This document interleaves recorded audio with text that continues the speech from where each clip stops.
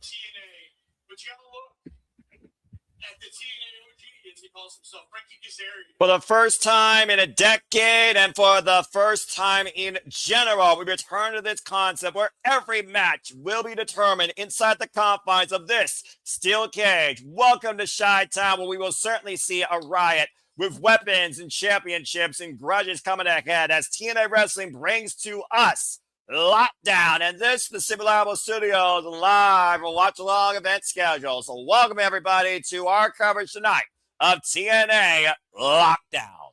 Hello everybody, and welcome back in here once again to the Super Reliable Studios. You know what this is, for I am the Simple Man, the Simple Brand, the voice of us. We're grateful for all this professional wrestling, damn it, and my name is Noel Foster. So thank you all for tuning in. If you haven't already, please like, subscribe, comment, and tell a friend. Follow us today at SR Studios 2024. And if you want to dictate the conversation, super chat, PayPal that is as simple as that. We are minutes away from taking the airways across TNA Plus exclusively. If you want to watch this event as well, there is a new $20 tier plan that will allow you to watch this pay-per-view and all upcoming TNA pay-per-view events. That's how I'm able to bring you this coverage tonight. Again, we do not pirate. We are your alternative blind conduit, giving you the coverage for tonight's event, taking place from Chicago. Our card, of course, is as follows. Kicking things off is, of course, the final Encore, as we will have AJ Francis going one-on-one with Alisha for the final time. The record stands 1-1. Ali will have to find a different partner tonight as Rosemary is out on injury, but the TNA Knockouts World Tag Team Championships will be defended. If Leon Slater loses this chance at the TNA Search Championship, his history with the title will be erased. Austin Aries will still be considered the only man with the longest running TNA Exhibition Championship run. Amazing Red will be considered the youngest Exhibition Champion ever. And of course, Moose will be considered to have been beaten by not Leon Slater, but Cedric Alexander, as Leon Slater puts his very identity of history of TNA on the line. And this time, it is last man standing. Our main event will also have the Hardyz defending the TNA World Tag Team Championships against the Nemeth, where if the Nemeths win, not since Kurt Angle will we see somebody have both the TNA World Championship and the TNA World Tag Team Championship. Jason Hotch fallout with the Order 4 continues to hit a boiling point as it's absolutely personal. He defends the TNA National Champion against Mustafa Ali, who commands loyalty from the Order 4. For those that don't know, Special Agent Zero just lost against Trey Miguel via roll-up. Might be a bad night for the Order 4 after that sign of things to come.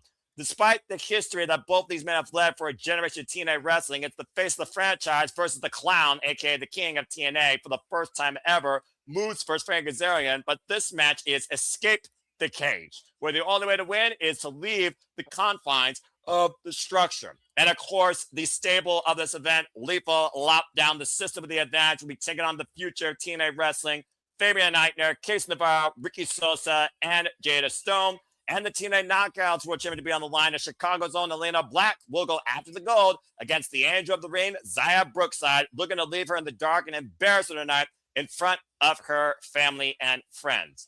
That is everything that is ahead tonight from TNA Lockdowns. We are minutes away as Mackenzie Mitchell stands inside the ring surrounded by the steel cage. And again, our opening contest will be Elijah versus AJ Francis. So I hope that you all enjoyed tonight's coverage of TNA Lockdown and continue following us here along the Simply Reliable Studios.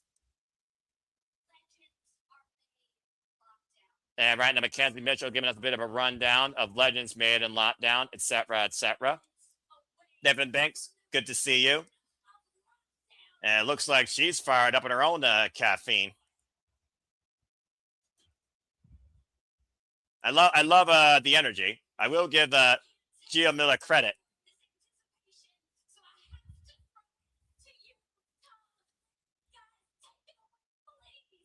All right, Gia, control yourself. Also, Indy Hartwell, Diarrhea Ray. I'm not sure how wise that was to insult the suit that type of way. I'm just saying.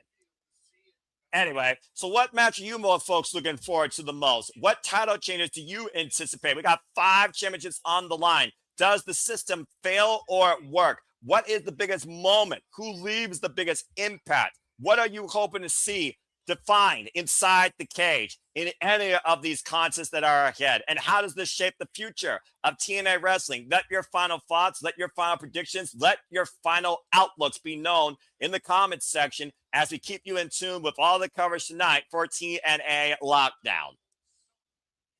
And we also know that AJ Styles' son, Avery Styles, will also be showing up at Lockdown tonight.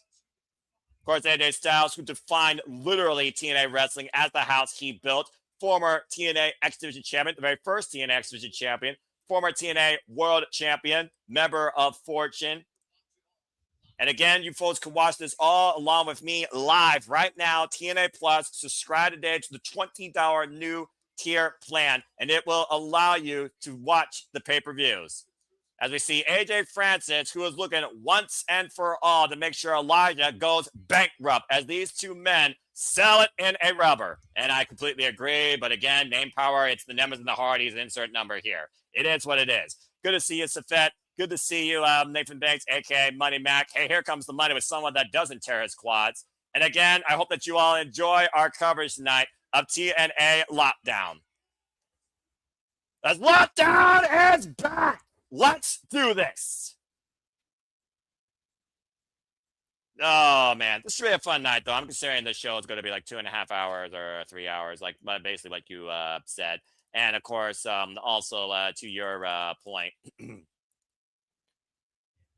All right, here we go. And again, the most lame match of the night is kicking things off. Matt, good to see you. Charles Schultz, good to see you as well. As we get ready to transition.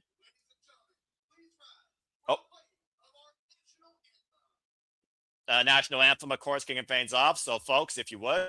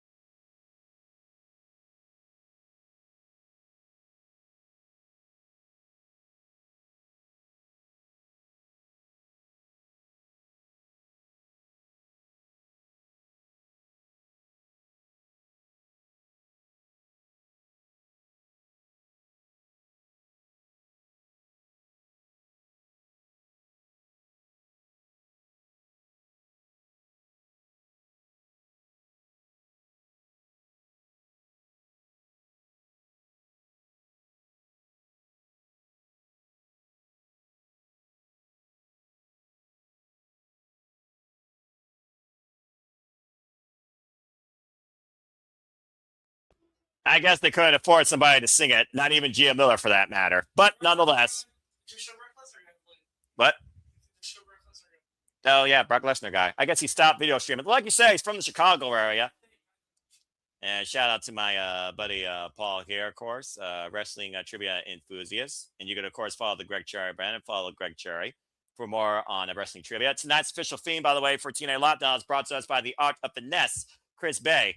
And shout out to Diadonis4033. Hello there. Thank you so much for tuning in. Hope you enjoy our coverage tonight of TNA Lockdown. Again, our opening contest will be starting here shortly after this cold opener. It will be Elijah versus AJ Francis. So whether or not you walk this way or you believe we're going to make that money, these two men, of course, their rivalry has spanned over the last month and a half and has reached an absolute boiling point as they settle it once and for all on what's being called the final encore. As of course, right now, TNA is bringing us a cold opener, bringing you all up to speed on why we are here tonight. Again, things absolutely personal with family, the fallout from one family with the protection, and of course, standing up for his family. Jason Hotch, a father and the new TNA national champion, defending the gold against Mustafa Ali. And Mustafa Ali, by the way, folks, is from Chicago. I can't recall a match that literally had someone's history in the books on the line to be erased. And I don't think they keep that history with pencil, but that very much the situation with Sid Alexander versus Leon Slater for the X Division title. Zaya Brookside saying that tonight, once again, Cora Jade, aka Black, will fail, and this time her entire family will watch her come up short. Entire family. I wonder what she means by that. But again, that's all just food for thought. We may not have the world champion on the line, but we got the tag team champions on the line, where if Nick Nemeth wins, he will do what has not been done since Kurt Angle in holding both the TNA World Championship and the TNA World Tag Team Championships. The Hardyz versus the Nemeths 4, I think. I've lost count. As, of course, they're in the Credit Union 1 Arena, as we got a skyline of Chicago, Illinois, as we prepare for TNA Lockdown. And shout out to the voices of TNA, Matthew Raywalt and Tom Hannigan. Capacity crowd on hand, close to near 5,000 plus people, I think, in that venue, which is great to see for TNA Wrestling. And again, for those that don't know, the entire card of this event will be defined inside the steel cage. So with that being said, let's kick things off. And again, for those that are just now tuning in, thank you so much. We are the Super Reliable Studios. Please like, subscribe, comment, tell a friend. Follow us at SR Studios 24 on the X. And YouTube will be part of the conversation using hashtag TNA Lockdown. Let's bring some love and focus to TNA Wrestling Night and have a great time. Despite the fact AJ Francis should be banned from diving and should be also not be on this card tonight. But that's just me. That's just my thoughts. Of course, the last time we saw AJ Francis, aka Flop Dollar, go one-on-one with everyone's favorite drifter, and of course, Charles Salt's in the chat, the #1 roadie for one Elijah, who has set aspirations to become, of course, TNA World Champion. First time they faced each other, of course, was back on TNA television back in March. AJ Francis got the better of Elijah that night, and of course, it's an anniversary. Elijah regained control of his intellectual property, beating AJ Francis that night. Last time we saw these two share the ring, of course, AJ Francis was on the other end of a 4-person finishing spree in an 8-man tag team match, trying to take everything that Elijah has built for his own selfish gain, and thankfully has failed. I don't know how many times you all go and see the same concert of the same people in a different city, but hopefully the final encore is a tagline that truly defines the final time we see Elijah and a friend go one-on-one in TNA Wrestling. Charles Schultz. Dang. Of course, Elijah now with a brand new smoking gun and that light-up guitar.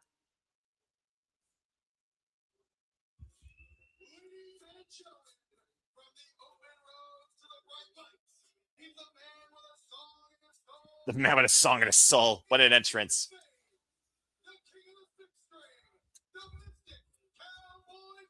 King of the 6-string mythic cowboy prophet. I think I like Gia Miller's intro better for Elijah. I'm just saying. But Elijah has definitely become a man of the people.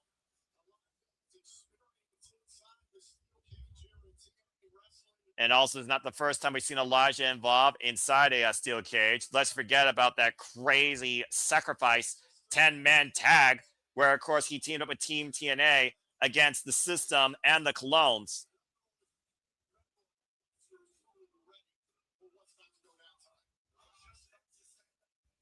I can just see right now the hesitation, everyone's eyes just entering this structure. And of course, for those that don't know, this steel cage completely surrounds the ring. There is no outside ring area. It is literally taunted up against the ropes. Many of these people are entering this cage structure for the first time ever, including these two men. For those that don't know, Lockdown, of course, goes all the way back to TNA Wrestling 2005. It has been a decade since we've seen this very cage and this very event come back to life in TNA Wrestling.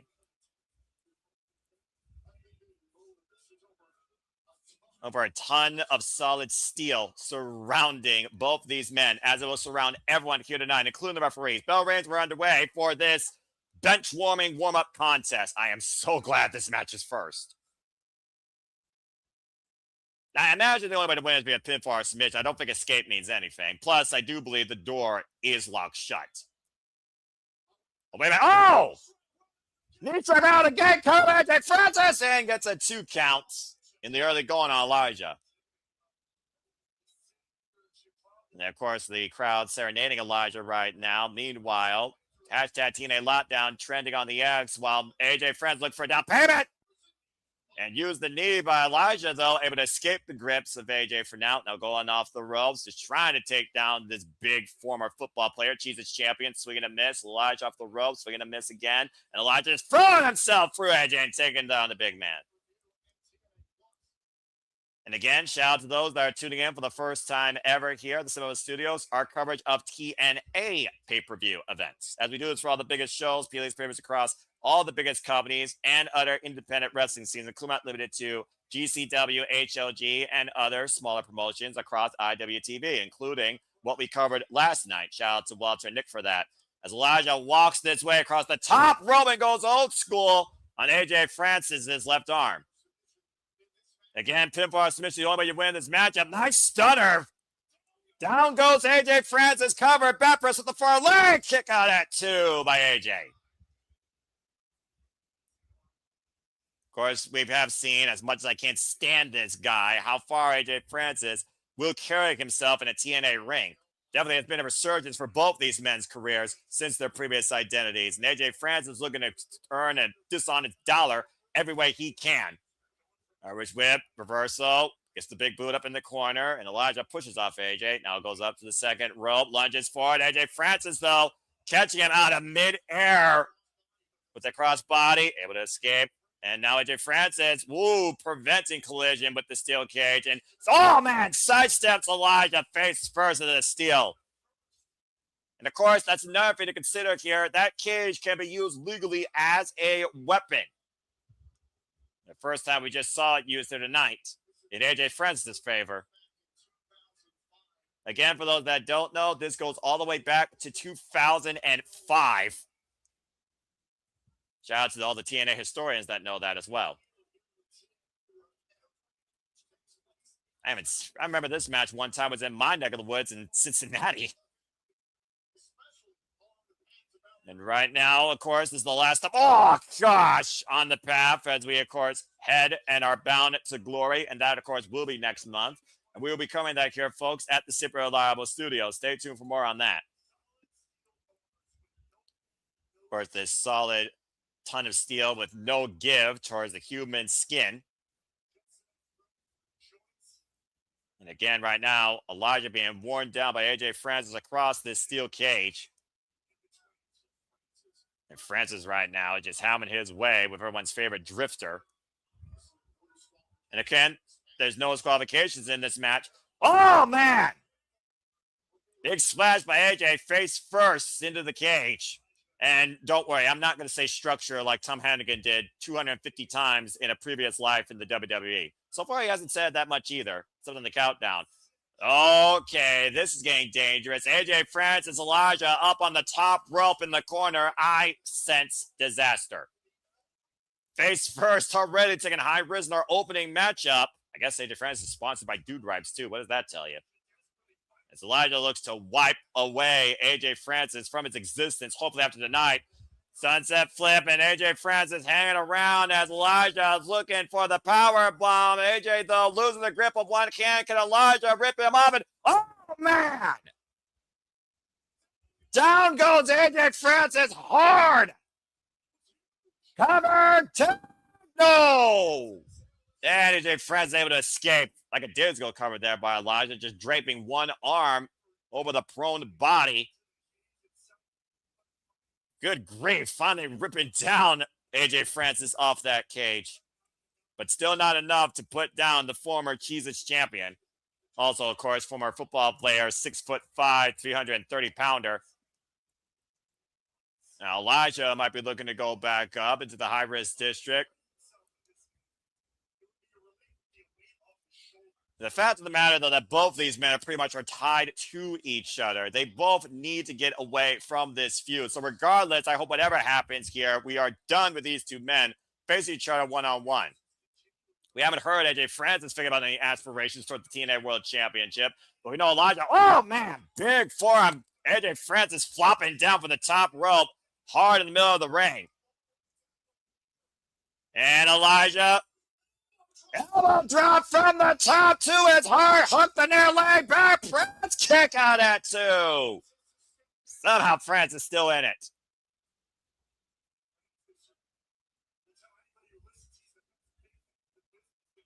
AJ Francis again, who crows so much about his own freaking greatness in this business, calls himself the best big man right now going. Calling himself more phenomenal than AJ Styles. And again, jury is out on that conversation, though he's tried to steal AJ Styles' move. But now Elijah, though, going up to the top of the cage. Again, escape means nothing. Elijah going all the way up to the top, and right now AJ Francis in pursuit.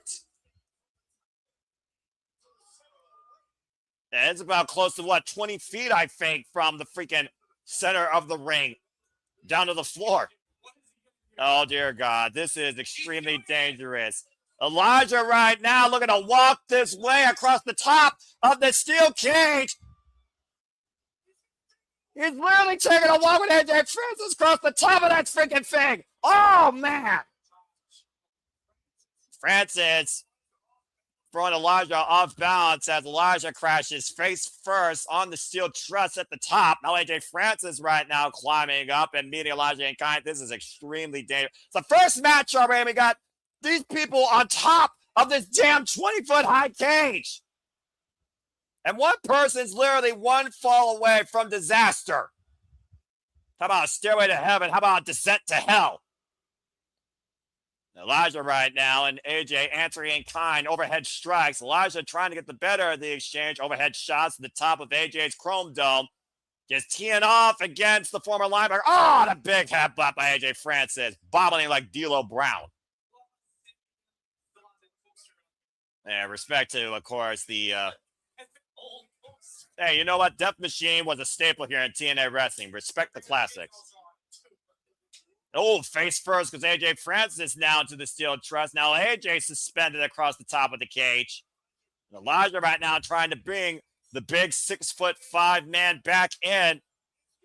And right now he might be going for a hard right on the way. From the top of the cage, superplex. And both men laid out in the middle. Take a look. I'm surprised the ring didn't collapse. Damn.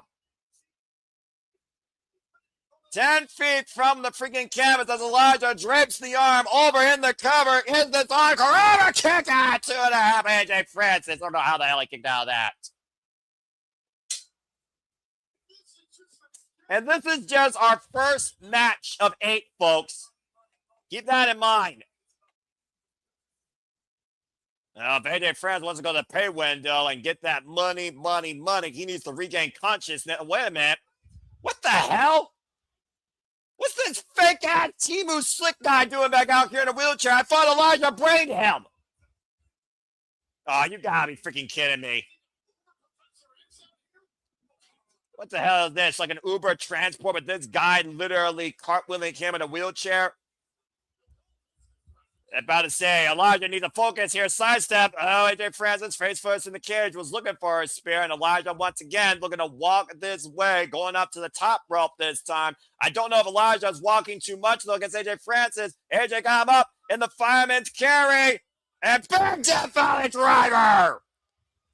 Is that enough to cover? Deep hook of both legs. Kick out at 2 by Elijah. Woof.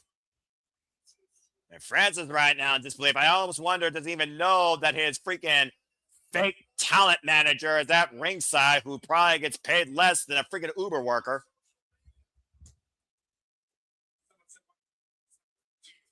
Like Francis wants the cage unlocked. Why the hell would AJ Francis want the cage door unlocked? I mean, again, this is not escape the cage. Escaping means nothing. But Francis, though, trying to be brought back in here. Well, I guess escape does matter here, according to what I'm hearing. But again, Francis right now, swinging a miss. Elijah hoisting up AJ Francis. Look at the strength of Elijah. Oh, man. Powering down the big man with an F5. Now the cover, hook of the far leg, side press, kick out at 2 by AJ Francis again. Shout out to the 23 of you that made your own impact in the TNA Predictions League. As of course, the poll had 26% in favor of Flop Dollar, and the rest predominantly walking this way with Elijah. Good luck to everybody, by the way, involved in the Predictions League. As sponsored by City Predicting. Stay tuned for the next Predicting for AEW All In this Thursday, 11:30 p.m. Eastern Standard Time across the Sip Level Studios and Aaron Riff No DQ Guys YouTube channel. Now Elijah looking to grab the door. Oh! And that freaking Timu manager smashed the cage door in Elijah's face. Spear by AJ Francis. Not like this. Deep hook on both legs. Kick out by Elijah. 2.5. Elijah's not going quietly into that good night yet. And now the net brace is gone. This guy right now having his own fake out Ric Flair flop attack on the outside. Freaking fake ass insurance policy fraud. Now AJ Francis, though, looking for a down payment. Got Elijah goozled. Is this it for the drift away, drift away? Elijah, though, grabbing the steel cage, making the ascent once again, creating separation from AJ Francis, turning around. And what the hell is this? Oh, my gosh, a Canadian Destroyer! Shout out to Petey Williams. How the hell? The cover to Elijah. Oh, what the hell? There's no disqualification as that cheap-ass imitation of a former great manager of the past just threw himself into the cover. That damn idiot should still be in the hospital bed. Now he needs to be in a straitjacket. Seriously, we saw this guy get his comeuppance after messing around with his freaking feud at Slammiversary. And about to say, Elijah right now looking to send this guy packing back to the hospital. He goes face first in the cage. Oh, jumping knee. And now Elijah focusing attention back on AJ Francis, perching him on the top turnbuckle, high as a gurry. Can he take the big man down? Elijah right now. What? Wait a minute. Now Elijah putting his attention back on that general manager. Hey, you want to be part of the match? We're going to make sure you're part of the match, you fake little insect. Oh, boy. You know, this seems like a typical day in Chicago, honestly. Oh! Elijah right now just focusing attention on this man. And it could be time to literally say farewell with the Highwayman's farewell. AJ Francis moves up to the top to across Elijah. Crunching also that Chief General Manager, now taking him up.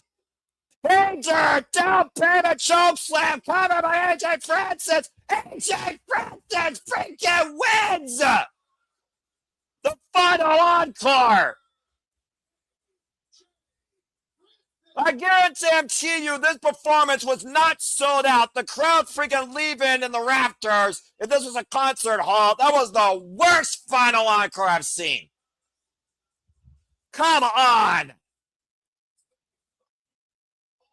Thanks to that freaking idiot's involvement, leaving a different expression that nobody wanted to see, AJ Francis goes up to the pay window tonight. Oh, wait a minute.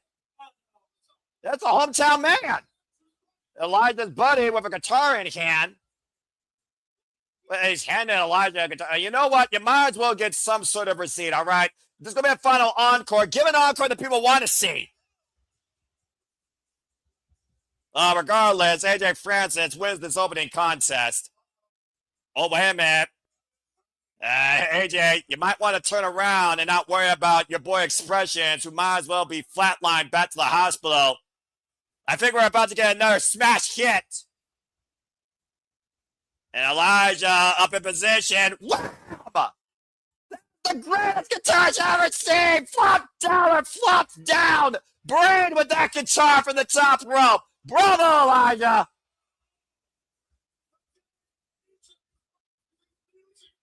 This is the day the music died when the artist's name was AJ Francis, and I couldn't be happier. Bye, you bald idiot. Bam! What a smash hit. Okay, well, that freaking right now made my spirits up a little bit. Regardless, the winner of the match might have been Flop Dollar, but at least AJ Francis got his down payment at the hands of Elijah with that beautiful guitar shot. So at least somebody was able to profit from this match.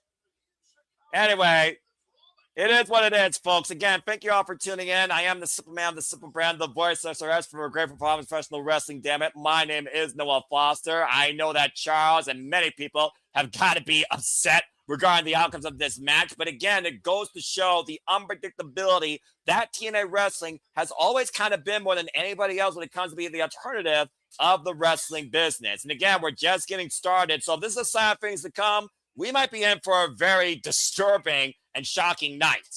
Still to come tonight, of course, Moose goes one-on-one with Frankie Kazarian for the first time ever in an actual escape the cage match. Only way to win is to literally escape the cage. And of course, the TNA Knockouts World title will be on the line as Elayna Black looks to send Xia Brookside back to her own dark side without the gold around her waist in front of her family in Chicago. Jason Hotch, Toledo defends the TNA Championship, and his family will be at ringside against a former family foe, Mustafa Ali of the Order 4.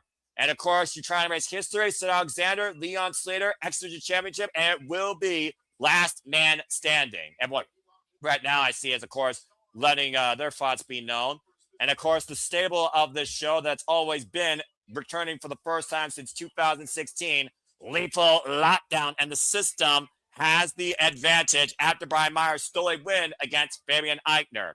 And believe it or not, that's not our main event. Our main event tonight is the Hardyz versus the Nemeth for the TNA World Tag Team Championships. But speaking of Tag Team Championships, does the Bunny Alley have an ally not named Rosemary? As it looks like the Bunny will be defending the TNA World Championships next against the Elegance brand in the contractually obligated rematch. And of course, the long-term tumultuous history of the Demon Assassin and the Bunny, yay, Alley. It does lead me to believe that I don't know who Alley has. By the way, shout out to Alley wearing the Rebel Heart shirt as she is backstage with the lovely Jim Miller. One of my favorite wrestlers in this business. And of course, last time Alley went up against the Elegance brand, she got herself disqualified. Yeah, the current saying she hasn't heard from Rosemary. Use the Ouija board? That's bad luck. I have responsibility tonight.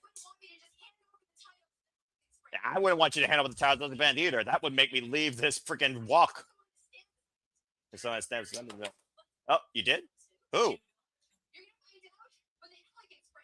You're going to find out what the Elegance brand finds out. Well, it sounds like Alley, as cabinet as ever, has found a tag team partner.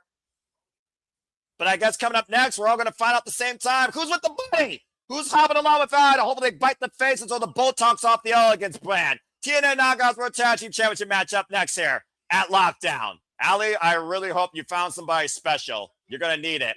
As we set for this match, let me go ahead and give you some of the taglines here. Demon X Bunny won these titles back at Slammiversary. A rematch on Impact ended in a disqualification that led to this match tonight. Rosemary, of course, has been mysteriously absent, but also, as we recently learned, she also is on injury. And of course, the Elegance brand have held these titles pretty much since the new reception of TNA Wrestling, especially thanks to this piss poor imitation of a Paul Rubin, freaking Pee Wee Herman rolling in his grave, this personal concierge who still should be blinded, in my opinion, by that kabuki mist. And good to see you, Katie the Boxer. I'm extremely excited for the TNA X-Division Championship match, Jason Hotch versus Mustafa Ali for the TNA National Championship match, as well as Lethal Lockdown, because that's always been the staple of TNA Wrestling's Lockdown show. And I hope that you enjoy our alternative watch-along and coverage. Thank you so much for tuning in. And may TNA leave a lasting impact on you as it has my whole life, as we hope to do for everyone here through the Survivor Studios. Dwayne Atkinson right now leading his thoughts. He thinks it's Sue Young, of course, with Swan's life. You will be absolutely correct. And again, Rage Wrestling right now, of course, encouraging people to subscribe to Rage Wrestling today. Subscribe, subscribe, subscribe. And apparently, Katie the Boxer also hopes that Leon Slater wins.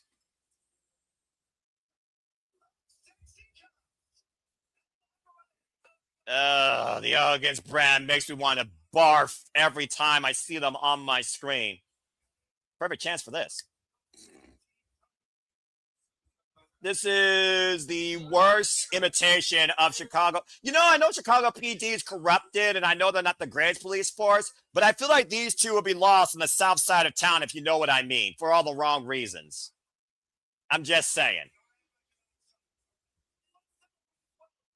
Well, we can also celebrate the fact that Mr. Elegance finally got his first loss recently on TNA Impact. Also, I want to add, by the way, the Elegance brand, of course, M by Elegance. She is in, I believe, the finals for the inaugural TNA Knockouts Television Championship. Maggie Lee, of course, very well known out of the Chicago area. And, of course, Heather Reckless, she was able to defeat Allie during the tournament and bounce her out of it, while Maggie Lee was able to bounce out Rosemary thanks to that freaking concierge interference with that cheap champagne.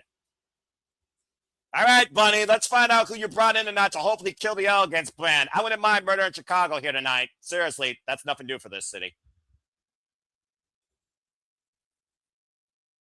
Give me that Bunny for life! As the Bunny hops her way to the ring with both titles across her shoulders, looking to bite off the face of anybody that imposes her, and I love her for that. And you can, of course, follow Allie and Sienna on their adventures as the Chainsaw Girls for a horror podcast. Oh, wait a minute. The screen went black. Who is it? Let's find out who it is.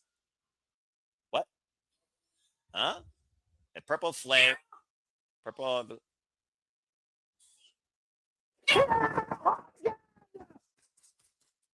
Kiera Hogan! The firecracker! The spark is back! The flame! Kiera Hogan! Shout out to Fire and Flavor! Kiera Hogan's back in TNA Wrestling! Back in 2019, Kiera Hogan was invaluable in trying to find the Bunny's soul again alongside Rosemary. A very long-term history with these two, but they never worked together as tag team partners. The Flame, Kiera Hogan, is back. And you all could actually go watch one of our interviews with Kiera Hogan in the archives here at the Simply Reliable Studios. This is very interesting. Of course, Kiera Hogan also is a former multiple-time TNA Knockouts World Tag Team Champion.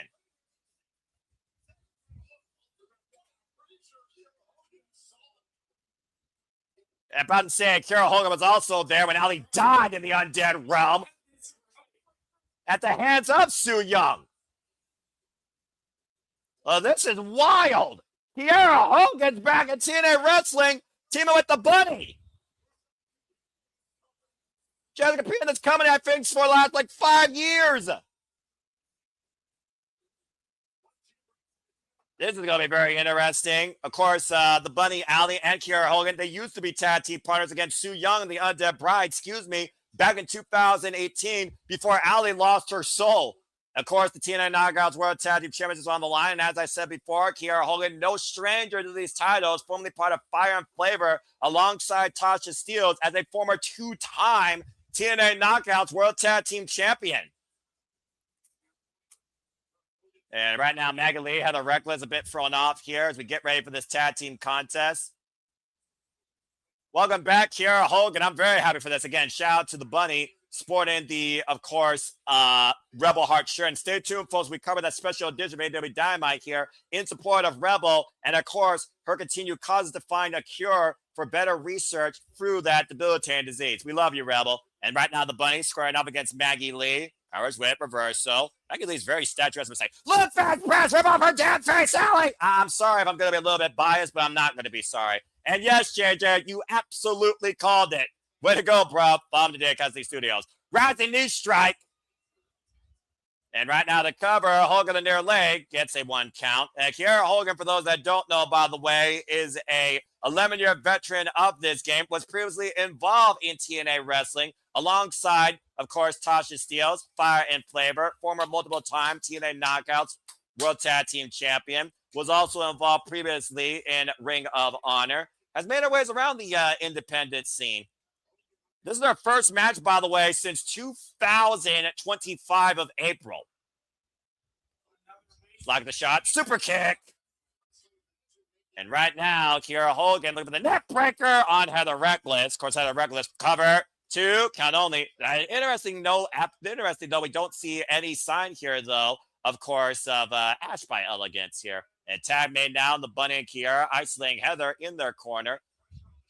Keeping pressure on the shoulders. Reversal Iris whip by both arms. Keeping her in the champion's corner. Kiera on the move with the clothesline. And right now, the Bunny's pressing forward with the sliding form and that ridiculous sadistic smile, and I love it. Now Kiera Hogan looking to go around the world with the sliding kick, and that's on period. Now LD dragging her towards center, and the cover to return gets a 2 count. Heather, damn it. As Mr. Elegance right now distracting the referee, trying to climb his way inside the steel cage. Get this buyer. Oh, what the hell? What is that? Is that a baton? That's one of them nightsticks. I don't know if that was real or fake, though, but freaking Heather just caught down in the back. That damn no good blonde fake it. And right now, Heather just teeing up against Ali. I am not going to show any decorum here. Hogan the near like kick out. Kick out at 2 by the Bunny. Did I mention how much I fucking hate the Elegance brand? And of course, like I said, there are no rules here, of course, because every match is inside a steel cage. So technically speaking, anything goes. Now Ali squaring up against Heather. Kick to the midsection, drops her a knee. Tag made by Maggie. Or M by Elegance, excuse me. Here comes M by Elegance. And of course, I will say one thing about the Elegance brand. They have been a continuously dominant, well-cohesive unit here in TNA wrestling. There's a reason why they've had predominantly control over those TNA Knockouts World Tag Team Championships. Snapmare right now, and drop kick, and Maggie, M by Elegance has a chance to become the cover. Hogan both legs. Kick out, Ali! Kick out at 2. M by Elegance has a chance, of course, to become the inaugural TNA Knockouts World Television Champion against Jada Stone, as the finals will take place on TNA TV. Giving X Bunny right now the 29th TNA Knockouts Tag Team Champions, might I add. Elegance brand has held these titles now 2 times. The last run went for 164 days. And so far, I've held these titles for a combined cover by M by Elegance, 360 plus days. Nice suplex in the cover there by M. I will say, when it comes to Maggie Lee, I'm very happy to see what she's been able to do in TNA wrestling. Of course, a standout star of the Chicago area. Her and Heather, by the way, have had their own fair share of matches, of course, which goes to that familiarity and how well they work together.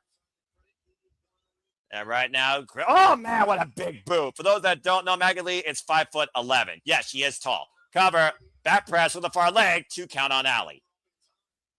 Only 4 years involved, by the way, in this business, while the Bunny's been involved in this game since Smash Wrestling and Ring of Honor and Japan and AEW and TNA for the better part of over 16 years. Tag made out of Heather. And it's so good to see Ali back where she belongs, what she loves in professional wrestling. Taking a mental and physical break for the better part of almost 2 years.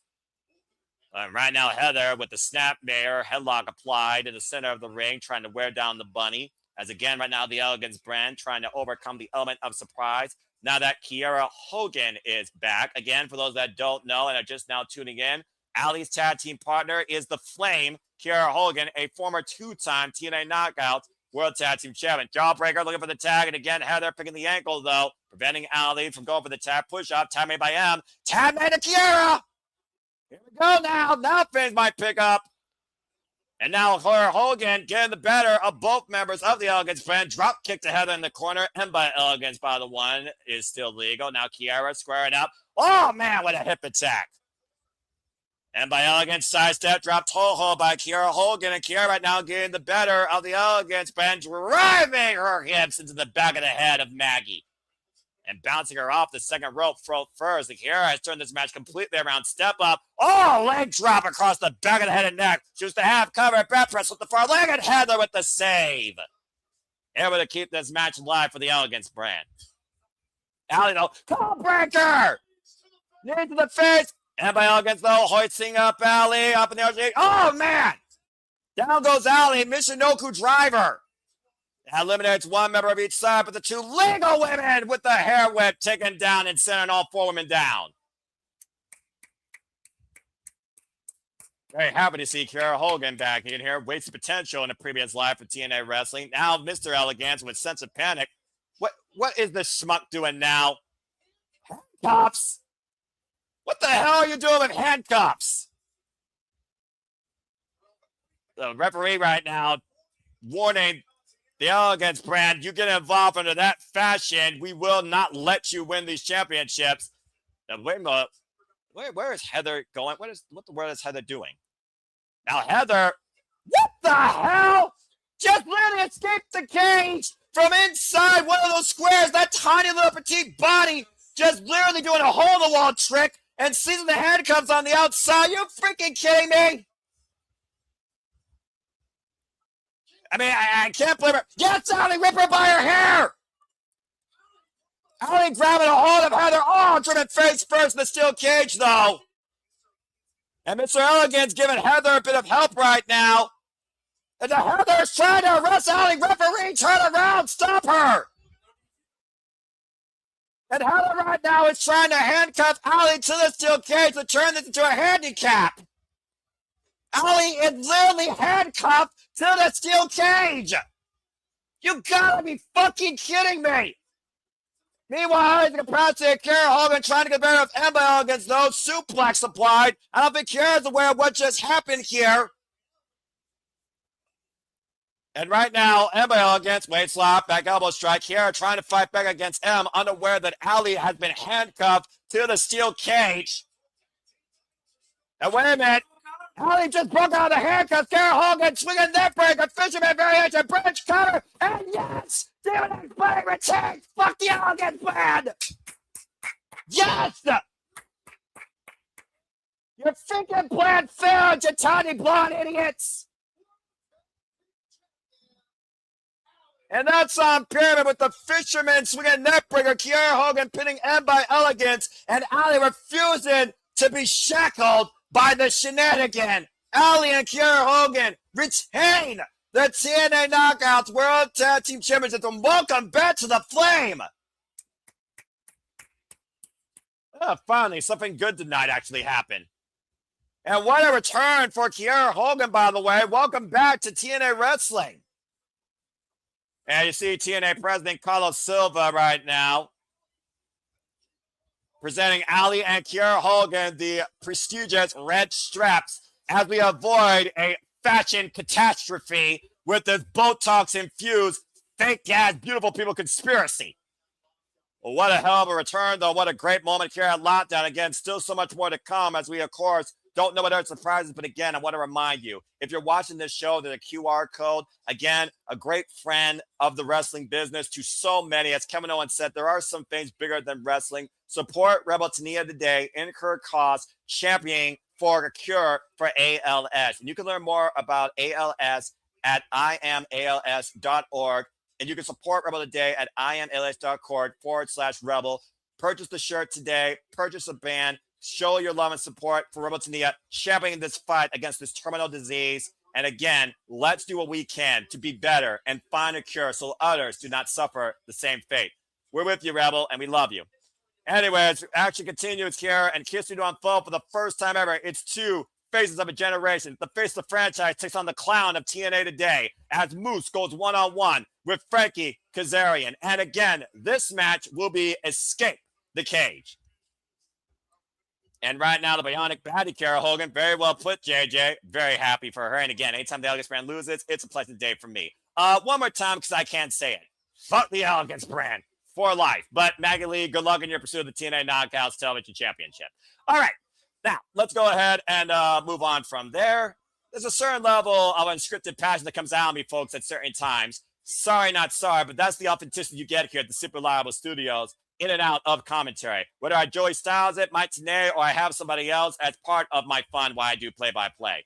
That being said, let me bring up to speed on this match. Of course, Moose right now has been the guy dedicated for the last decade to TNA wrestling straight. Why Frankie Kazarian is the last of the OGs. He is the original breed. He once was deemed the future, but might as well be the past. For the first time ever in the present, the clown of TNA wrestling, calling himself a king without a crown, takes on the man that has spearheaded this brand for the better part of 10 years. Kazarian and Moose go one-on-one. As, of course, we've seen Kazarian try to hook and crook his way every way he can to avoid this match and avoid Moose, including in that 8-man tag preview this past Thursday night on TNA Wrestling. as the face of the franchise looks to give a king a different crown tonight without the use of a scarf. Kazarian and Moose one-on-one. And the only way that you win is to escape not only your opponent, but the cage. This is going to be very interesting. This is one of those matches I have suspension of disbelief on what I think exactly is going to happen. Ooh. We've got a violin here that might be playing a bittersweet symphony for one clown of TNA wrestling. Yeah, I believe you're right. This is Moose's special entrance. Well, again, it's a big fight field for the man that has been the face of this company. A man that traded away a background in football and fully committed himself to professional wrestling in TNA. The true wrestling god, not a foregone god that called himself that and wasn't that. Sitting on his throne as a king should.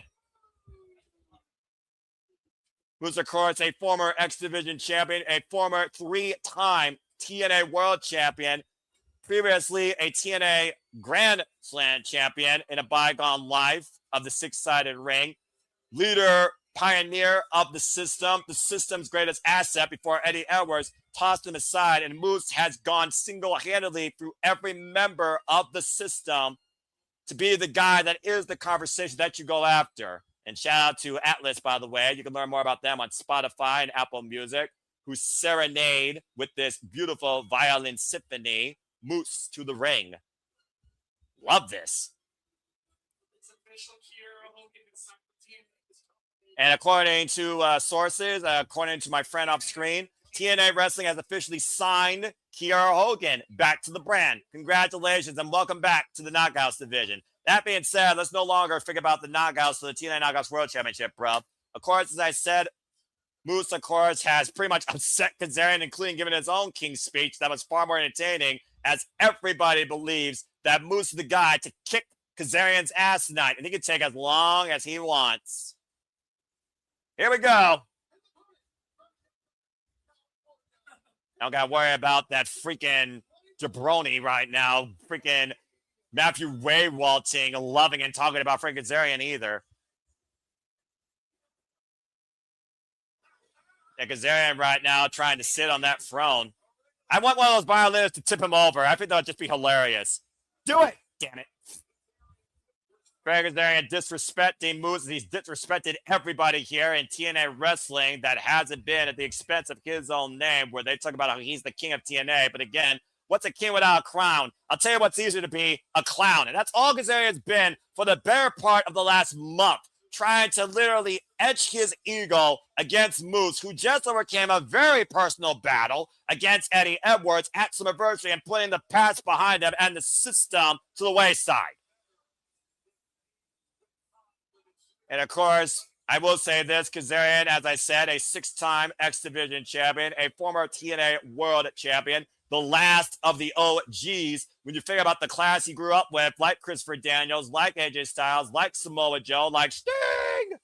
And of course, came back, of course, in TNA when it was brought back to life, betrayed Eric Young and went into business for himself. Seems like every day he wears nothing but a grimace and a proverbial chip on his shoulder just to prove to himself, I think, more than others, how great he actually is. Of course, a student of Killer Kowalski. The bell rings around the way to meet Kazarian looking for an escape, trying to go up, the first man to try and go up the top of the cage. Again, you escape either over the top or you ask for the door to be open and both feet hit on the floor. And Moose right now is not even letting Kazarian get a chance to breathe. Of course, Kazarian is a manipulator, though. And this does feel like it could be in Kazarian's alley. Kazarian has been involved previously in 2 cage matches. I will give him that.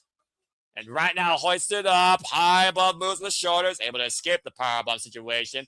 Now Kazarian asking for the door to be open. The door's open, and Moose immediately seizing Kazarian and trying to bring him back inside the ring. Oh! Yeah, about to say, you literally witnessed his last cage match. And, well, not his last game, but you were there in 2008. Shout out to my fellow TNA faithful brother Paul here off camera. And right now, Kazarian driven throat first inside the cage, being tossed pillar to pillar, post to post, and I love it. Do it all night, Moose! Am I going to be a little bit biased on this match? The answer is yes. And right now, face first goes Kazarian again. Moose launching Kazarian like a shot put, and right now easily looking for the escape. No, he's not. I don't think Moose is done punishing Kazarian, and I don't think Chicago is done seeing Kazarian be punished as Moose commands the referee to relock the cage door. Hubris could be a man's downfall, though, and I feel like Kazarian's hubris has been his downfall for most of his career when it matters the most. And right now, Moose mounting Kazarian in the corner, just teeing off against the former TNA X Division champion, former Bad Influence, if you remember that from a bygone life. Big overhead shot. Now, Moose right now fully in control of freaking Kazarian. Looking to follow in. Oh, man! Shoulder first in the top turnbuckle as Kazarian was able to sidestep him. And of course, Moose first was the one to make this challenge against Kazarian. But the fact that Kazarian's been ducking and dodging him brought us to this stipulation. Oh, big pump kick, dropping him in the knee.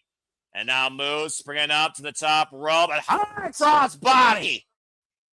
And a kip up from this 5-tool athlete.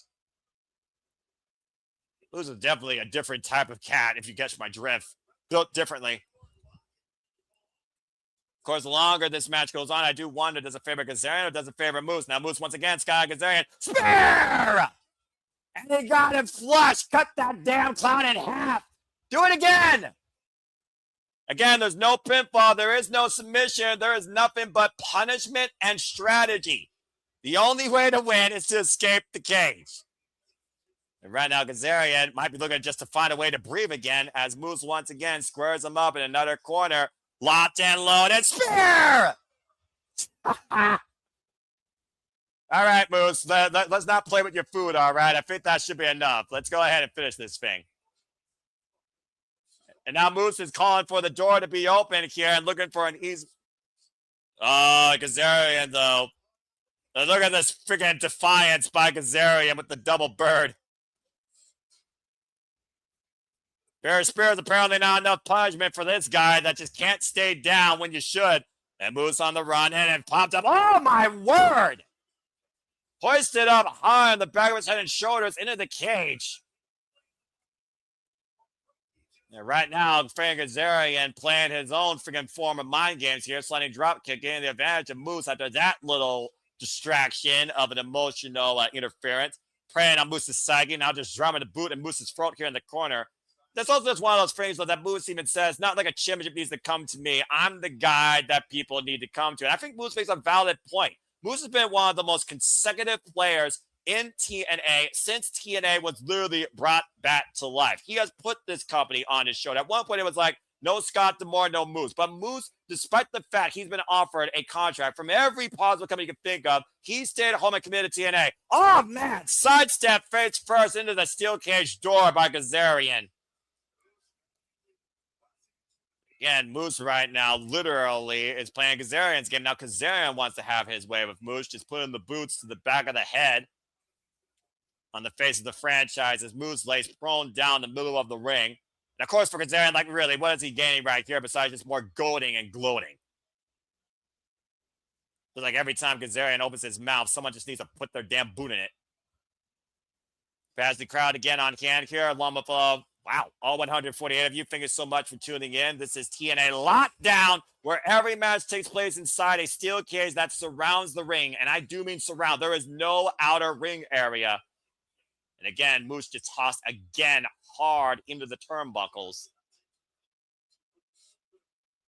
And of course, Kazarian already coming in here. A little bit more PO than usual. The fact that Moose brought a better edition of the King's Speech than Kazarian has since the inception of that so-called talk show, where the crowd spoke on behalf of their true king as far as who they believe is the face of the franchise and is going to win this match. And Kazarian right now having his way with Moose. And again, like I said, no discrediting the work that Kazarian has laid down here for TNA Wrestling.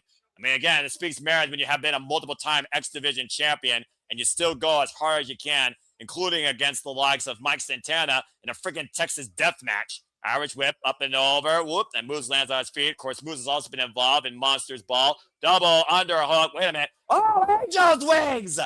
Shout out to Christopher Daniels, another all-time TNA great in OG. And I did talk about Bad Influence earlier. friggin' running mate. Center of the ring on that TNA logo. Moose left leg.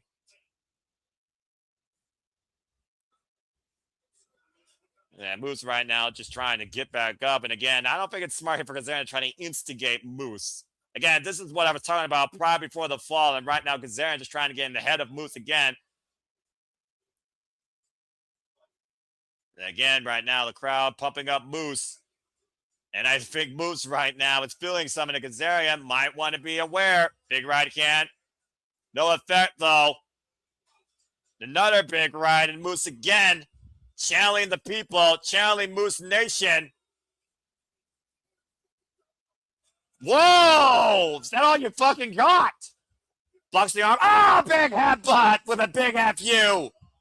To the spot of skull of Moose, and Moose on the run with the uppercut. And once this Moose gets tracking, there's no stopping.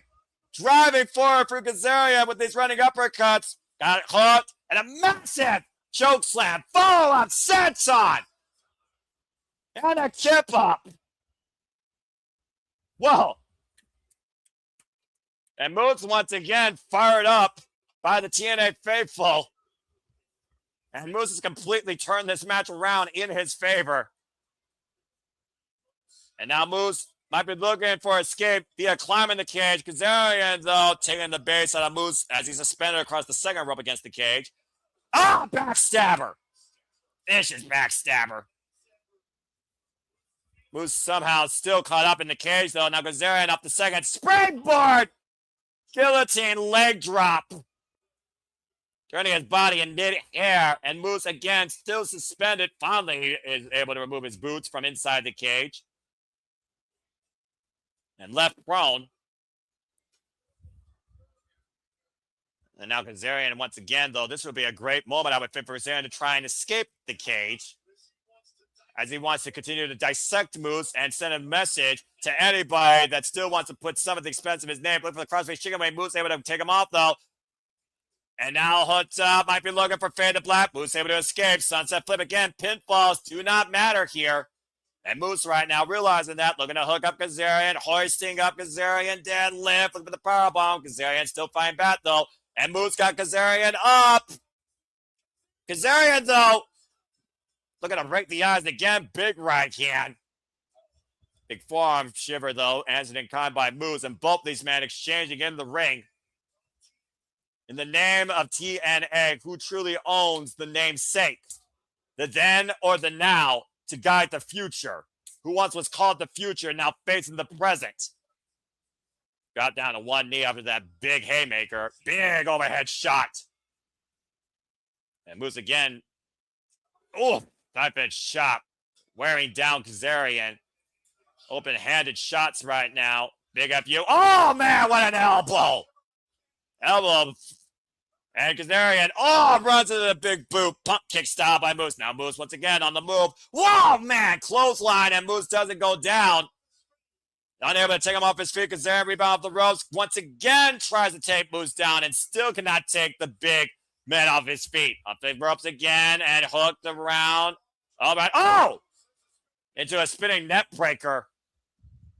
Smart move by Kazarian, taking Moose down for the time being. Last time Kazarian was involved in a cage match, ironically enough, was Lethal Lockdown in 2011, and then a steel cage in Lockdown 2014. Now Moose hoisting up Kazarian and driving him into the steel cage. And Moose right now looking to charge for one shot and wiped out with a lariat. Inside out, upside down goes Moose. At the forearm of Frankie Kazarian, and both men down.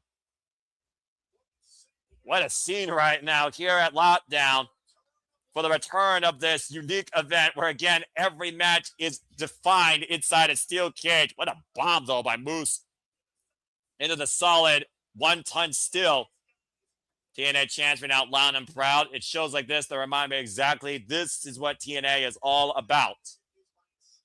Again, the only way to win is to escape the cage, and both feet must hit the floor, either through the door or over the top. Now, both men on the ascent off the side of the cage, and Kazarian and Moose right now towards the top here. Frankie Kazarian right now with the upper advantage at a higher elevation versus Moose, trying to rip Moose off the cage. And a rake of the odds, Kazarian's looking to do everything he can to force his way out. And again, Moose is still him and Kazarian inside this match, bringing him back inside over the top. Oh boy, this is not going to end well. But both men high above the middle of the ring, damn near close to 15 feet. As Moose right now has Fabian Kazarian hooked in. Oh dear God. You got him fucking choking! Spanish fly off the cage! Holy freaking hell! Whoa! I agree with that fan. Damn near 400 plus pounds crashing into the canvas. Take a look if you're watching along with me here. Absolutely amazing. 15 damn near feet above the ring, and both men come down crashing. I'm not even sure who got the worst of that. Crowd chanting, this is awesome, and I agree. And there's my friend Paul doing the typical clap, clap, clap, clap, clap. Y'all can do that in the chat if you want. Now, either man right now is at the chance to take the advantage as they both crawl towards the door, and Moose asking for the door to be open. Referee Dan Spencer has now opened the door. Moose right now a bit closer than Kazarian with one leg over the rope and just literally mere inches away from escape as Kazarian seizes the inside ankle of Moose, preventing him from trying to get out of the cage. It's again, if both feet at the floor, Moose wins. Again, hit the cage, land on the floor of both feet, you win the match. Simple as that. And Kazarian doing everything he can to prevent Moose from escaping, grabbing Moose's body as Moose continues to try and wear away. Oh, the front of the eye by Kaz. Now Kaz on the run. Slingshot into the cutter! Brings Moose back in the hard way. What a slingshot cutter. Kazarian, though, taking a high risk there because if he didn't hook Moose, Moose could have fell out of the cage and won the match inadvertently. How many times in the history of TNA wrestling in these steel cage matches have we seen an inadvertent win for the opponent at the expense of the other doing a big move or just trying to get more revenge or punishment? Bobby Roode and James Storm, a very prime example. And now Kazarian bracing himself up against the door, and I might be I don't know who the slaughter is that foresees the future, but you might want to call me that as I see Kazarian braced up against the ropes with the door open. All he's got to do is let they fall backwards, and Kazarian could win here. Now Moose, though, grabbing the leg of Kazarian, trying to fight and make sure that he stays inside here. Big right hand, another big right hand by Moose, but Moose has to be aware that Kazarian is pushed up against that door and it's open. Now Cranes is the big right hand, and Moose on the run. Spear! Oh, no! Kazarian inadvertently falls out, and Kazarian wins! And I fucking literally called it! Moose's own rage, blind rage, and momentum drives Kazarian with a full force spear out of the cage to the floor. Kazarian escapes broken but victorious. And in doing so, once again sends a message against TNA Wrestling's Golden Boy. Again, look at that spear driving Kazarian hard down to the floor, but Kazarian still escaped the cage. Kazarian wins. Oh, man, that has got to be devastating for Moose. As Moose loses against Kazarian at lockdown. The strategy of the king, self-proclaimed king of TNA wrestling, pays off in the end at his own freaking body's expense. As Fabian Kazarian right now tries to gather his bearings, can't even get up on his own two damn feet. As for the first time ever, the record stands 1-0 against the franchise of TNA Wrestling. As we change now direction on the TNA lockdown dynamic, we look towards now the TNA Knockouts World Championship. Chicago's own Elayna Black, family in attendance, will look to seize the TNA Knockouts World Championship against Zaya Brookside. Of course, this match stems off the fact that Zaya Brookside, much like what Cora Jade did in a previous life, went into business for herself, betrayed her friend, and seized the TNA Knockouts World Championship back at Slammiversary against Lei Ling Lee. Not to mention, left her in the dark in a vicious no disqualification match. Ever since Xia Brookside seized the TNA Knockouts World Championship, she has become the knockout and the conversation and has made damn sure that everyone is aware of it. While Elayna Black has called herself the best TNA knockout of all time, she and Wendy Choo went to a 10-minute draw in the TNA Knockouts television tournament, which meant both women were eliminated, and Xia Brookside put in our statement against both their names. Follow up with that, and Wendy Choo, of course, challenged Xia Brookside for the TNA Knockouts World Championship and lost. As Xia said, she will be damned if anyone will take this off her, as she will do anything to hold on to it. With shenanigans aside, trying to screw up Xia Brookside's makeup and get inside the champion's head, much like in a bygone life where Cora Jade faced Xia Brookside, the roles are reversed as Xia is now the knockout to beat. But will Daria Ray's first business choice to add to the knockouts finally pay off? Again, the tail of the tape, Elayna Black with the height advantage, 5'6", 5'3". Elayna Black with the blackout, Xia Brookside with the dark side DDT. And of course, Elayna Black is a former NXT Women's Tag Team Champion, her only accolade in her career. While, of course, Xia Brookside is the reigning defending TNA Knockouts World Champion, and this will mark her third defense.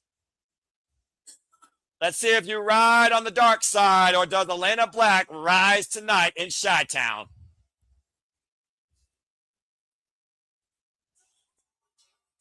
Elayna Black very vocal about how she will become the TNA Knockouts World Champion, while Xia Brookside said, once again, you will choke and you will be embarrassed in front of your family tonight.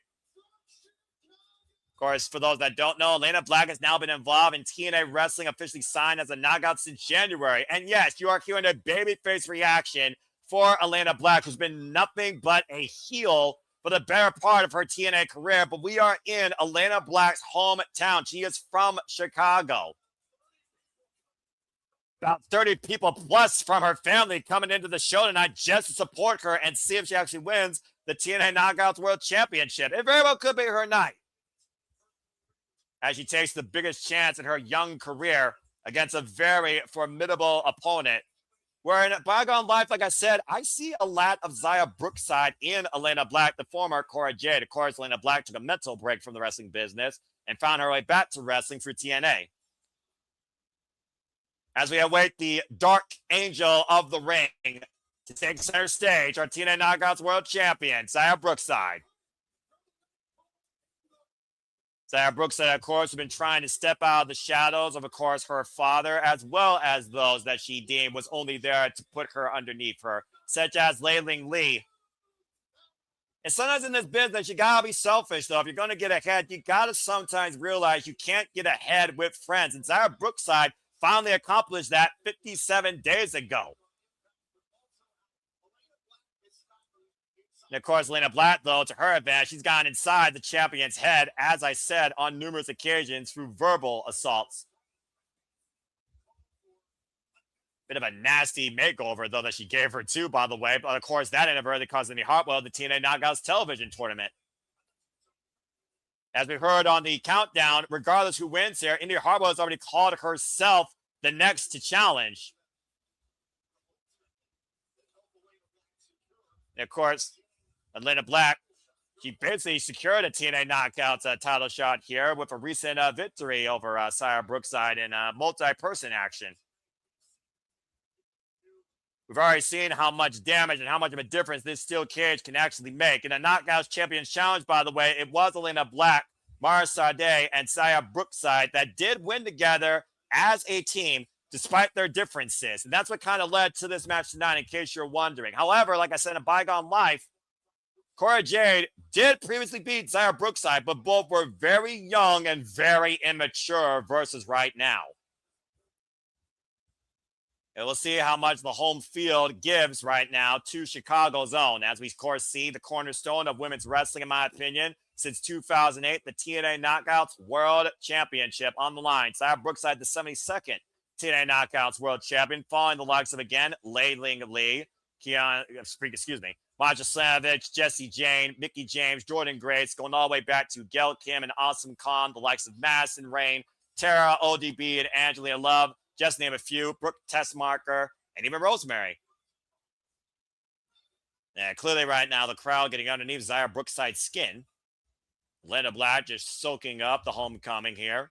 It's also one of those things that I do think the audience could be both a distraction and an encouragement, especially for the challenger. At the end of the day, champion's advantage here. Title control just has to be a pinfall or submission. Yeah, Xia right now mocking Chicago. Again, I'm not sure how wise this is. What does that Chicago know exactly how she feels? And even though she's from the UK, stiff continental tie-up here in the early going right now with these two young athletes. Again, not much different when it comes to the tail of the tape or the aggressive nature. Although Xia Brookside, I think, only just started deeming this dark side. I haven't seen this side of her since NXT UK. Elayna Black, she's kind of always been a bit of a gothic forward bitch if you've seen her independent work like I have. Elayna Black's been involved in this wrestling business now, of course, for 7 years. Xia Brookside, Elayna Black, of course, getting the better of Xia, driving her down face first. Xia Brookside does outweigh her on experience.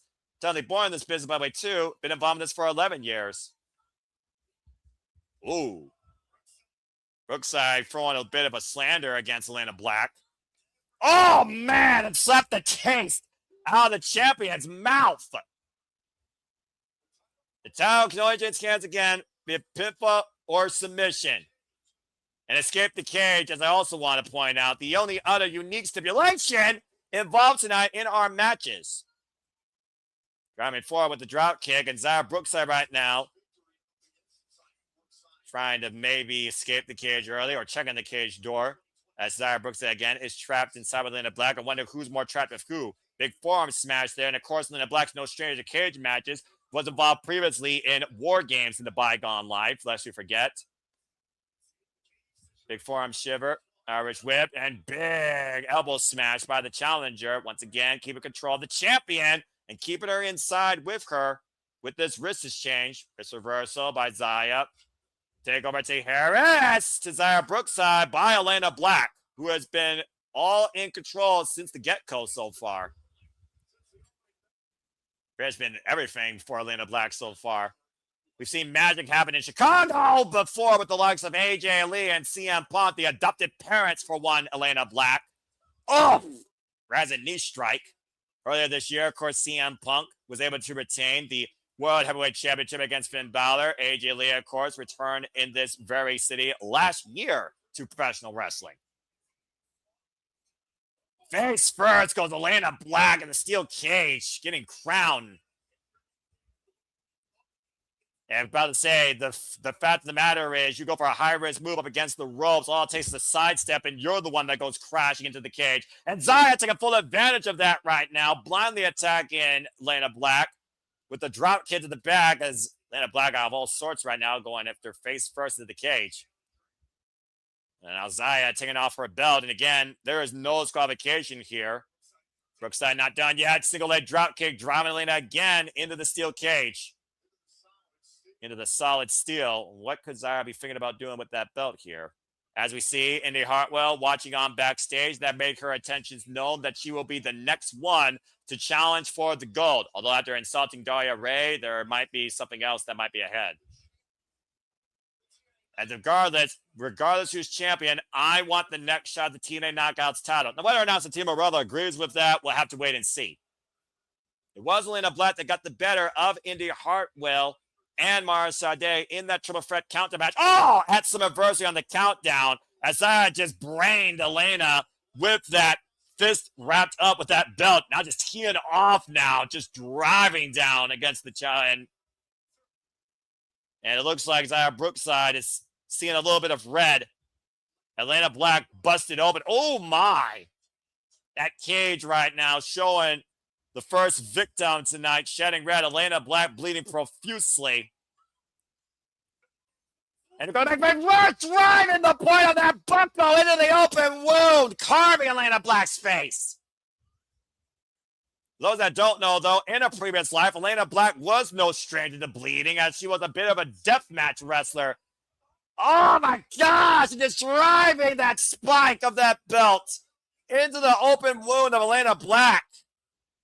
And I've seen this ruthless, aggressive nature out of Xia ever since she's won this TNA Knockouts World Championship. It goes back to what she said. Wow, you sick fuck, clearly licking the blood of her opponent. Enjoying every second right now at the expense of Chicago. Teeing off against Elayna Black with that wrapped up right hand with that metal belt buckle. A little bit of a payback from that piss poor makeover Elayna Black gave her just 2 weeks ago. Now look at this, tying Elayna Black into the second rope and literally choking her out with this belt. Almost going to be a lethal chokehold here, but again, no, everything goes, it's legal. There are no disqualifications inside lockdown, and that's what every match is. It's a lockdown match. Oh, she's ripping Elayna Black down with that belt, though, now is Xia. And Xia Brookside literally just hammering her way. Home field advantage. The momentum has literally been drowned out, courtesy of Xia Brookside, as Elayna Black continues to bleed profusely inside the steel cage. It's only going to be a matter of time here for Xia Brookside's mind. Now going for the cover, hook on the far leg, like a Dansgo cover. Gets a 2 count, though. That said, we know just how deep Xia Brookside is willing to go. We saw what she was able to do against Wendy Chu. Now just driving her nails, crushing the head and squeezing the blood out of Elayna here. Just a disgusting display by the Dark Angel of the ring. Elayna Black's trying to fight back, though, but ripped down by her hair. And again, Xia Brookside going back after Elayna Black with that belt. I have never seen Xia Brookside this aggressive. Thought about the evolution again of both these young women. This isn't Cora Jade or the young angel of the ring that you knew from NXT and NXT UK. Right now trying to tie up Elayna Black, almost like a harness up against the steel cage, back elbow strike. And this matchup so far has been all Xia Brookside driving forward a single leg kick again. Yeah, that's why you are the champ. I'm not going to argue with you. And apparently Chicago is going to argue that. Elayna Black right now in a world of trouble, harnessed up against that steel cage with that belt. Still trying to fight back, though. She's finally broken the grip with that belt. Again, though, still braced up against the ropes in that cage. Creating separation with Xia Brookside. And we'll see how much Elayna Black is willing to endure and still willing to fight through in pursuit of the Knockouts title that she's been looking for since January when she was first signed by Daria Rand, the premiere of TNA and AMC.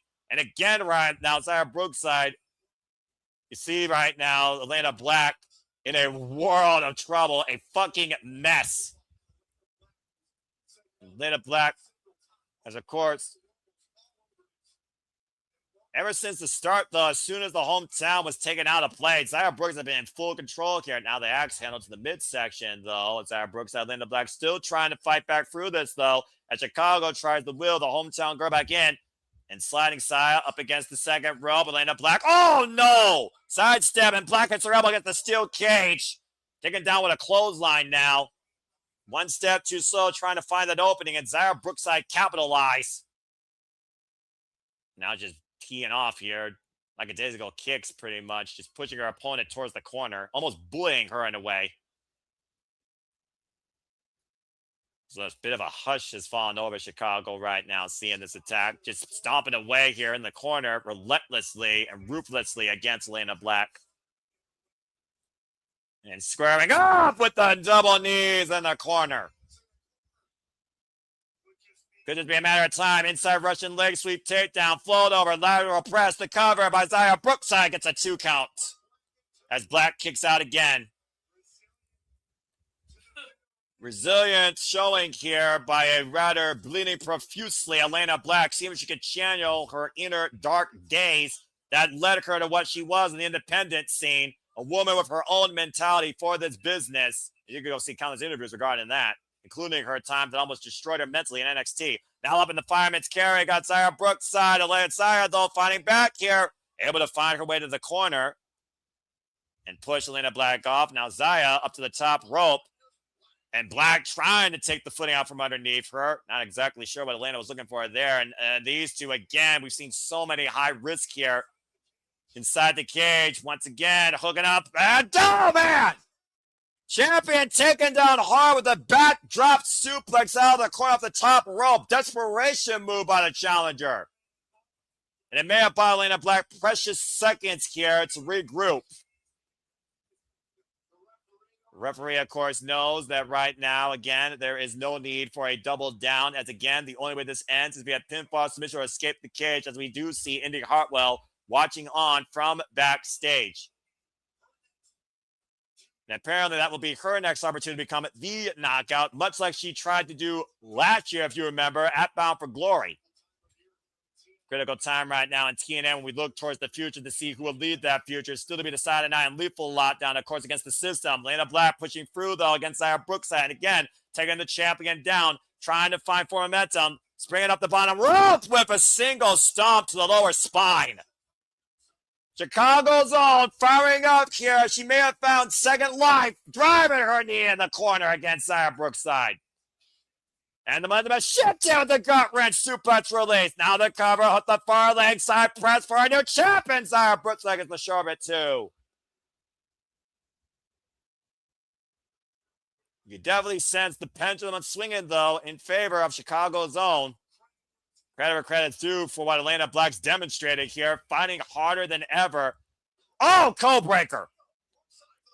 Was looking for the blackout, unable to hook her though, and Brookside might be looking for the Dark DDT! Put in a dark cover too, and no! Kick out by Elayna Black. That's the first time someone's kicked out of Brookside's dark side DDT. Brookside right now apoplectic, can't believe it. Oh, and again, using the cage right now, relentlessly just throwing Elayna Black, put her post to post against everything she can. Once again, hooking her up for another dark side DDT. Elayna Black trying to counter, though. Now hooking up Brookside. The blackout, the cover, hit the far leg too, no! And we get the right shoulder up. Both these women have hit each other with their finishing moves. And this match continues as both go for broke. Again, this is for the TNA Knockouts World Title, the cornerstone of women's wrestling on the line. As we look back at the replay, butterfly, double underhook, twisting neck breaker, the blackout, kicked out for the first time by Brookside as she was able to survive the dark side DDT. Now Brookside, wait a minute, what the hell has she got in her hand? Wait, hold that thought. And whoa, was trying to throw powder. Elayna Black's counting it though. Okana, roll, reversal, cover. 2, pushed off though. Throw first in the second rope though. And I think she also hit the steel. Oh, and the powder in the face. Schoolgirl roll up, deep roll up. Brookside retains. At lockdown. And Chicago boos her out of the building and may riot as again she don't give a damn. She will literally do anything she has to hold on to that TNA Knockout World Championship. And she did that tonight as Indy Hartwell watches on backstage and has to realize exactly who she may be dealing with. To think these two used to be former friends. And now Brookside is anything but a friend. She is TNA's fiend. Regardless, Brookside, the Dark Angel of the Ring, still TNA Knockouts World Champion. And the bottom line, though, if Indy Hartwell wants this title, she's going to have to fight for it and earn it.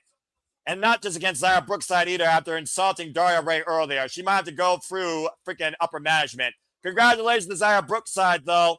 Commendable effort by Elayna Black, but you're not the knockout yet. Someone might want to check on her, though. She's still a freaking mess. Dropping her head like twice inside that steel cage. And, of course, in a previous time, she used to be on concussion protocol. So I hope that Elayna Black's okay.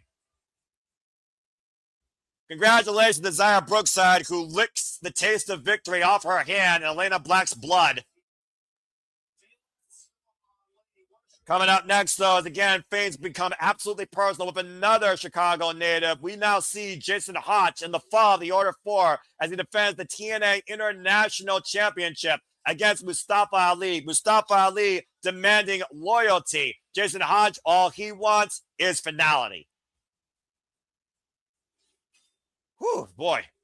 Been a heck of a good night so far. I will say a pretty damn decent show. And again, as I acknowledge the 150 plus of you, thank you so much for tuning in. Use the hashtag TNA Lockdown to be part of the conversation. And follow us today at SR Studios 2024 on the X. With that, let me go ahead and bring you the taglines for this match. In an internal roster vote set up by Mustafa Ali, Jason Hotch was deemed worthy to challenge Mustafa Ali for the TNA International Championship. And Ali took it as a joke. He wanted him to go to management and get this vetoed, reversed. But people like Leon Slater told him that we believe in him. And then the biggest encouragement to him was his own family and wife at ringside. On a few weeks ago on TNA television, Jason Hotch did the unthinkable for some people. He won the TNA International title as he embraced his young girl and his wife, his greatest encouragements, his biggest inspirations, his biggest leaders to follow along with him in this journey in life. And it was nothing but a celebration. But then it turned into a very dark omen as Mustafa Ali made it personal as possible, deeming that Jason Hotch stole everything from him, but he will take care of daddy's girl as he put his hand on Jason Hotch's wife's leg. And of course, basically instigated Jason Hotch into this rematch now here at Lockdown, where Mustafa Ali is a Chicago native and Jason Hotch is a native of my hometown, Toledo, Ohio. Sometimes the biggest encouragement in life is family. And there's a certain line you don't cross when it comes to a man and his wife and his young kid. Despite the fact that John Skyler might be his best friend, they are the great hands. Mila Moore instigated that I have Mustafa Ali, sending a message against the champion with Special Agent Zero. Tasha Steelz preventing Mustafa Ali from retaining with the legs on the ropes when he was defending the title. Will we see loyalty or will we see, once again, more deception? Maybe an uprise, an anarchy, in what has to be the finale of Jason Hotch and Mustafa Ali. Let's go ahead and take a look again at the headlines. This is Hotch's first time to pin Ali in TNA since January. And Ali, of course, has preyed on Hotch's psyche at the expense of his family. Is everything fine in the order 4? Will the future be known for this group tonight? And will Mustafa Ali be the man you trust to hold this title for a second time? It all happens right now at Lockdown.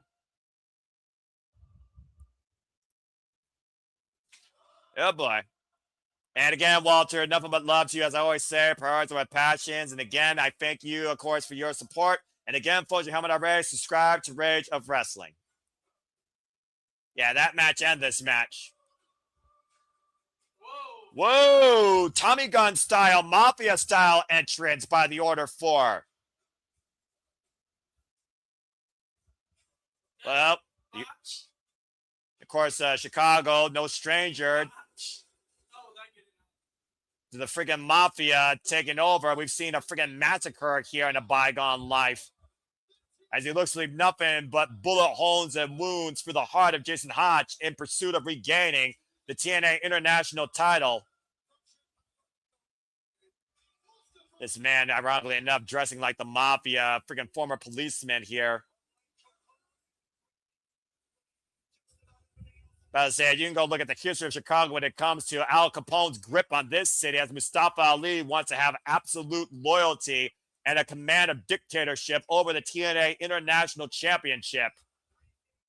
Of course, at one point, we saw the Order 4 were upgraded, courtesy Mustafa Ali. That led Ali to beat Trey Miguel for the TNA International title, to the point Trey Miguel got injured.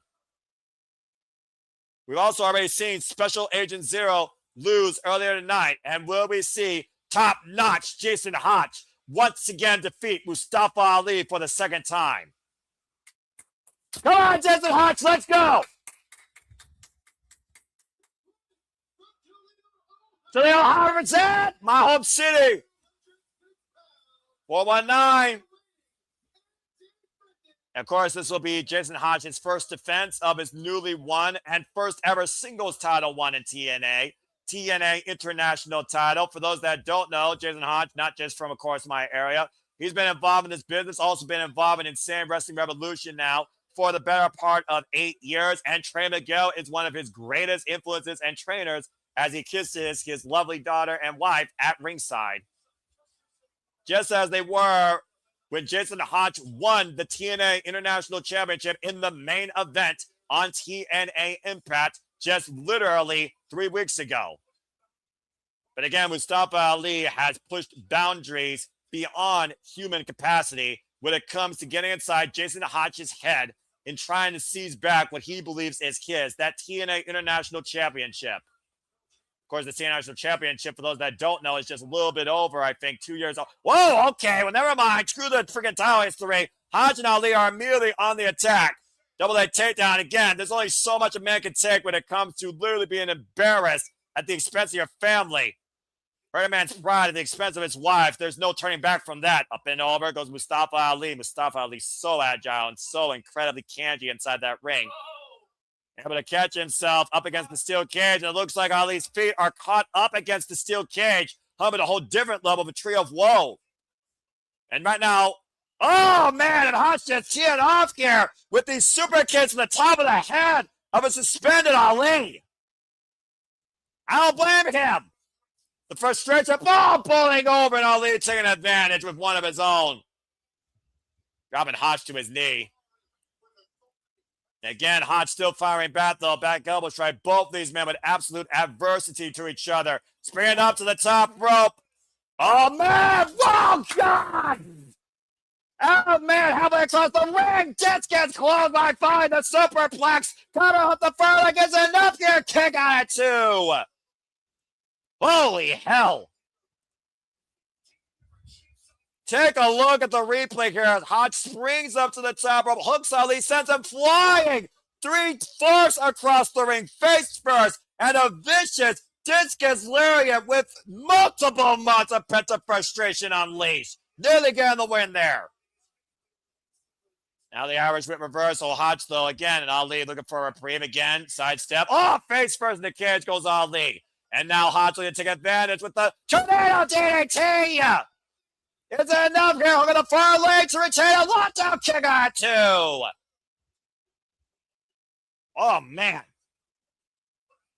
The fact of the matter, though, I will give Ali credit. Ali has been instrumental in giving Hotch a chance on his career in TNA wrestling when the good hands were not great hands. But the fact that Hotch has seized this potential, that the TNA locker room sees in him, should go to that level of confidence that Hotch can do this on his own and doesn't need Ali anymore or the Order for. Unfortunately for John Skyler and Tasha Steelz, the jury is out. Clearly they don't agree with Ali, but loyalty is everything according to Ali. And right now, John Skyler and Tasha Steelz are still remaining to fall in line. As Skyler said, he needs this job. Now both men up to the top rope here. And Jason Hotch has Ali Guzzo. As Ali rakes the eyes of Jason Hotch, though. Dangerous territory once again. A high risk might be taken here. Front face lock applied to the champion. And Ali right now might be looking to send Jason Hotch for a hard ride. To do everything he can to seize back that title. Now, wait. What's Jason Hotch thinking here? And now has Ali up in a position. And oh my God, what the hell? Oh my God! Bryan driver out of the corner! Off the top rope down to the ring! The awkward landing by the challenger and a sunset flip follow through. Still got Ali hoisted up. Powerbomb set out! Cover! 2! No! Somehow Ali able to escape. There is a different attitude out of Jason Hotch that I have not seen in a long damn time. And I've seen this man wrestle up and down the independents. And again, right now, you be part of the conversation to hashtag TNA Lockdown on the X or use at SR Studios to tag and let people know that we support TNA Wrestling and do this for all the biggest companies and the smallest venues. Here at the Cibola Studios. Now breaking the eyes, and once again, Escalera with the wrist control. Out of corner, tornado DDT with Ali on Hotch. Now Ali with the chance here. Hooks the near leg. Back press to regain the turn. Hotch kicks out emphatically at 2. Talked about again the focus, the change in mindset. Now Special Agent Zero seizing the key from the referee as right now Mustafa Ali might be calling in a freaking insurance policy. And we've seen how instrumental Special Agent Zero has been for Mustafa Ali. As of course, Ali, if he escapes the cage, he will regain the title. Tasha Steelz closing the door on Mustafa Ali. What the hell are you doing, Tasha? an elbow drop in the status Secretary of Security. I think Tasha Steelz just went against her leader. Oh no! Sidekick and Tasha dropped down. No love lost for Mila Moore and Tasha Steelz. Of course, Tasha Steelz does not agree with Mustafa Ali's tactics as of late. Now Jason Hotch on the outside of the ring. Technically, I don't think it'll be over here.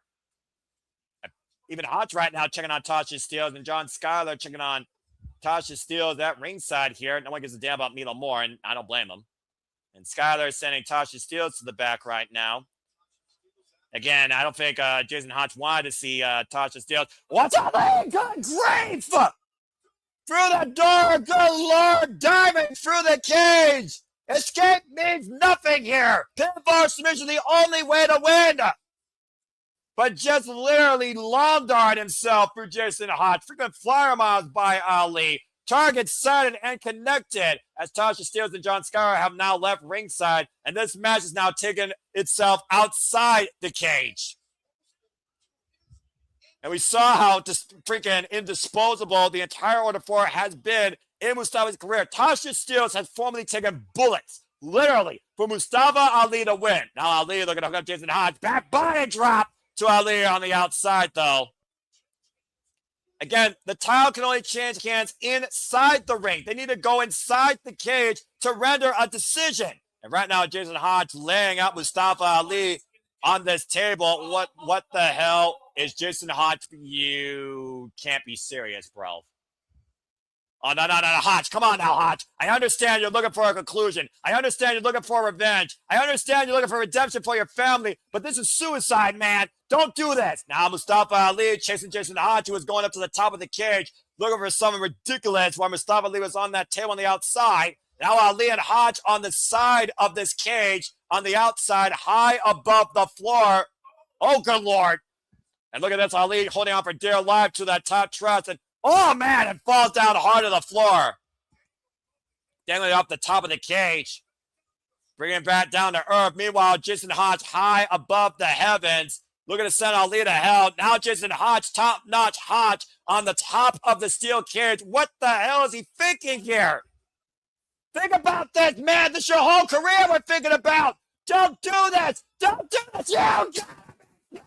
You king. Crossbody off the top to the floor. Through a table, through Ali. Good Lord. What the fuck? Take a look. Good God, a massacre of humanity. Jeez. An absolute Evel Knievel level risk taken by Jason Hotch. Destroying himself and Ali through that table. This is what TNA Wrestling is all about, and this is the depth of what this feud has come to. And right now, somehow, Jason Hotch is just trying to get back to his feet. Personnel and staff and referees checking both men at ringside as they crawl out of that destroyed table. I'm surprised that Jason Hotch is still breathing as he grabs the inside of his left arm, hobbling his way forward out of that wreckage. Ali's barely moving. Jason Hotch is coughing up blood. Oh, my Lord. Oh, no. Hotch is bleeding internally, folks. Jason Hotch might literally have suffered internal injuries. And right now, Jason Hotch spitting up blood, and I hope the match is not going to be stopped like this. I mean, technically, if the champ can't continue, that would be considered a forfeit, although the referee could probably throw this contest out, too, if Ali can't continue. Might be broken ribs, maybe, or a bruised lung. Again, I'm not a doctor, but I'm just thinking about what causes internal bleeding inside a body. You see right now, personnel are literally dragging up Jason Hotch here. Mustafa Ali smiling like a Cheshire cat while still grabbing his rib cage. And somehow it seems like Ali came out of the better end of this game. And now Ali, don't do this. Ali once again going towards Jason Hotch's family, trying to instigate Hotch's wife at ringside and his young girl. Oh, no, come on now. What are you doing? Seizing a young girl's toy. What the fuck type of father figure are you? And Hotch saw it. Oh, man, this is not good. There's winning, and then there's winning by any means necessary. There's literally sacrificing your humanity if you had any left. Ali right now is an absolute despicable son of a bitch. And literally, Hotch was about to be carried out of the freaking arena area. Now just kicking around this child's toy and stomping away at it.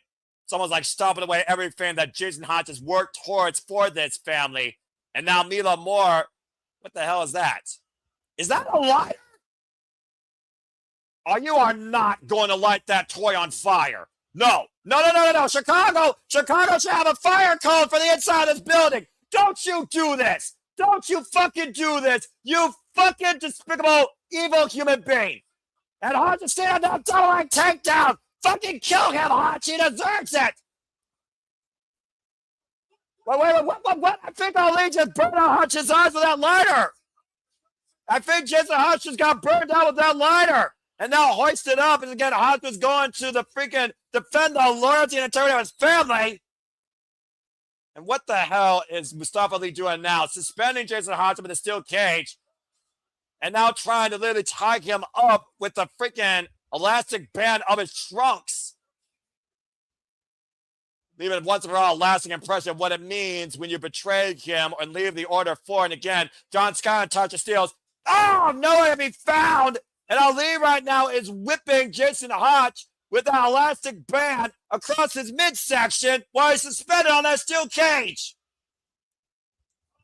Hotch with nowhere to go, nowhere to defend himself. The depths that Mustafa Ali is willing to go. Worse than any politician in the public office. About to say right now, I'm not sure what Jason Hotch is even thinking right now. I know his family was moving away from ringside. I'm not even sure his wife and his daughter can look at this. And right now, Mustafa Ali perching Jason Hotch up on the top turnbuckle. How much more punishment can Ali freaking give to Jason Hotch? How much more of this insult can Jason Hotch endure? Can he overcome this onslaught, especially after the risk he took earlier? And Ali right now might be looking to hook Jason Hotch for something that would be absolutely a finale. Trying to put Hotch up on top of the steel cage. Whoop! Ali flipping towards center. Now Jason Hotch up to the top. I can't do it, but stop! Watching Ali! What the hell, man? How the hell is he doing this? From the top of the cage, crushing down on Ali.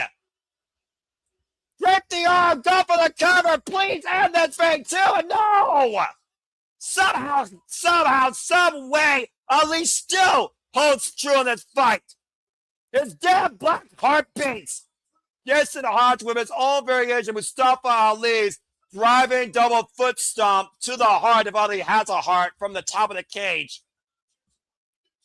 And this is the depths of, again, what Jason Hotch is willing to do, not only for himself, but more importantly, for his family. And right now, seizing that toy that Mustafa Ali grabbed, spear by Mustafa Ali.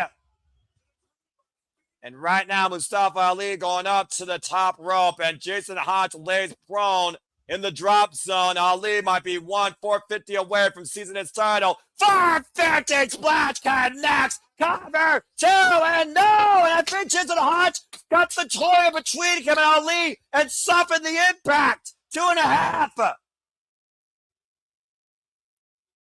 Ali can't believe it.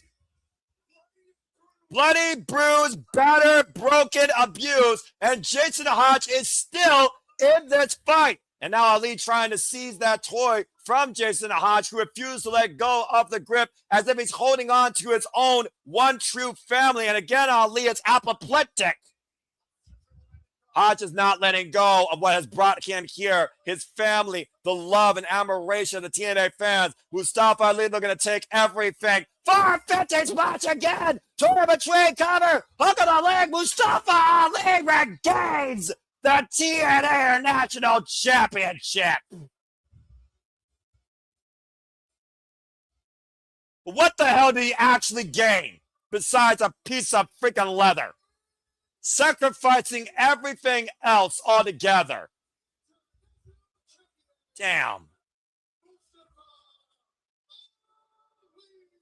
And that wicked witch of propaganda, his Secretary of Operations, holding on to the newest prize that Mustafa Ali has regained. Ali now a two-time TNA International Champion. Family be damned. Accomplishment found. And John Skyler right now coming back down, screaming at ringside. Of course, Jason Hotch's best friend, the other half of the good hands, his great hand, his right side man, as Mustafa Ali lying pretty much barely on his feet. This match took a whole nother level of personal that it did not need. But at the end of the day, Mustafa Ali got what he came for and regained the TNA International Championship. But what was the point? Like, seriously, what was the point of instigating all of this with another man's fucking family?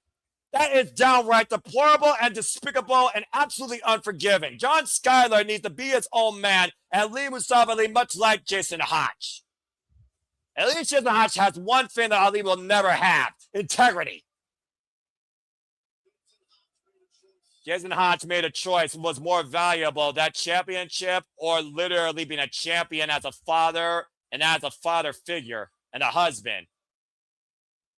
As he gives that toy back to his young girl at ringside, embraces his wife, and John Skyler helping Jason Hotch out of the arena. Standing ovation for the commendable effort by the former TNA International Champion. Left literally blood, sweat, and tears in that ring inside lockdown. And someone tells me, despite the fact that Ali got back what he wanted, this is far from over. Jeez. Well, as we try and regroup from that very personal situation, I can only hope that Jason Hotch will be okay. But at the end of the day, Ali got exactly what he wanted. And apparently some people think Ali regaining is best for business, but maybe he's, you know, somebody that appreciates a propaganda campaign or a political scam. Nonetheless, you're entitled to your opinion. I still say, why give Hotch the chance if you're not going to let him have the championship? But again, that's hindsight of professional wrestling. Speaking of which, again, I hope that you continue to follow along with us here at Studios. Of course, our next stop on the TNA nonstop watch-along schedule will be Bound for Glory. As we change gears now and get ready to fly with the son of the phenomenal AJ Styles, as we have an interview segment to segue for this time. Please welcome in Avery Styles. All right. Let's see what this leads to. And we'll see if he becomes just as phenomenal as his father. The son of the man that built this house known as TNA Wrestling, Avery Styles. We heard that he would be here tonight. Like father, like son, how so many families, 5 generations that follow in this business. Welcome, Avery Styles, to TNA Wrestling. Let's see what he's got to say. Every chance being out loud and proud. He's got that same hairstyle as AJ used to have. So it's set up here. I understand you have something to share with the TNA fans. What's that? You guys know what TNA means to me and my family. All right. And you guys also know. And you guys also know AJ Styles would not be the guy he is today without TNA. Yes, that's accurate.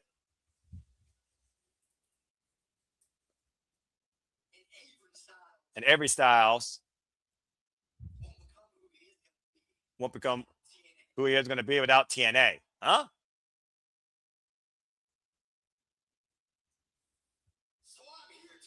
So I'm here to announce that I'm officially signed to TNA Wrestling! Avery Styles, it's oh fucking hell. Here comes the clown. Of course, Kazarian has to come in and literally spoil the party for someone far more phenomenal than him. If anyone knows AJ Styles, though, and TNA better than Kazarian, I would love to know who that is, though. I will say that.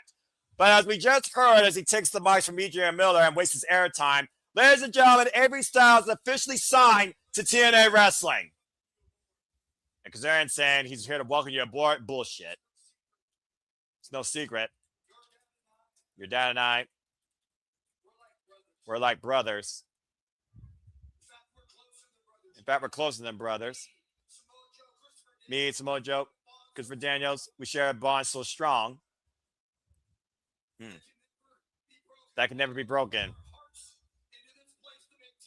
All of us pour our hearts in this place to make this company what it is today. Well, that's the smartest thing Aaron said in a long time. Also, there's a lot of stakes in that locker room. There's a lot of guys that would take you out just because of your last name. But not me. I wouldn't trust Kazarian. He's a snake in his own right. You should understand. There's a lot of people back there you can't trust. But remember, you could always trust me. You cannot trust Kazarian as far as you could throw him. I'm just saying. With that being said, AJ Styles, watch your back around that freaking carny. And welcome officially to TNA Wrestling. AJ Styles is TNA. That's a hell of an addition. And we'll see if he has just a phenomenal career. Speaking of phenomenal careers in AJ Styles, from the first X Division champion to who hopefully will be the next X Division champion, or who may never be considered X Division champion, according to the history books. It's Sid Alexander, Leon Slater, and it's last man standing. And if Cedric wins, Leon Slater's X Division history will be marked as it never happened.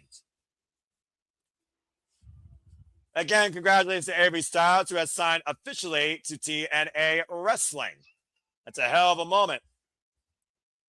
For those that don't know, let me go ahead and bring you up to speed on this. Of course, Leon Slater has been a pioneer, a cornerstone for this generation's X Division. Ever since being moved last year at Summerversary for the X Division Championship, being endorsed by the phenomenal AJ Styles, going on to showcase this title in NXT, and going on to further promise to nearly beating the run of Austin Aries. Cedric Alexander and Leon Slater have shared a 3-match run where, thanks to the system, Cedric Alexander stole the TNA X Division Championship. Cedric Alexander's X Division history has been defined by Leon Slater, and he can't stand it. He has taken every avenue, every shortcut, every avoidance to avoid giving Leon Slater this opportunity until Leon Slater put something on the line that Cedric chose. His milestones, his history. If Cedric wins, I want you all to put this perspective. It will be known that Leon Slater never beat Moose. Cedric would have been the one that would be the next X Division champion after Moose. The youngest ever X Division champion would be Amazing Red, not Leon Slater. The AJ Styles endorsement would have never happened. And of course, Sid Alexander would now be the guy considered up there in the ranks with Austin Aries, as Leon Slater's run would have never happened. It's literally erasing the books, the history, to delete a man's accomplishments. That's what Sid Alexander wants, to remove Leon Slater from X Division existence. And if Slater wins his last man standing match, he will achieve that. That is the stipulation. Of course, Leon Slater also said he is here to become the face of TNA, and in order to do that, he has to beat former TNA World Champions. But before that, he also needs to seize back the X Division Championship. With Destiny X around the corner, everything's on the line for Leon Slater against Sid Alexander. Again, there you see the taglines. If Sid Alexander defeats Leon Slater, Reign would no longer be recognized by TNA Wrestling. Title Kids would recognize the title movement from Moose to Sid Alexander with a period of inactivity during Leon Slater's reign. Amazing Red would once again be recognized as the youngest champion, and Austin Aries would be the sole holder of the record for the longest X Division title run. That is crazy, stupid situation to be considered here. But that is what we're dealing with.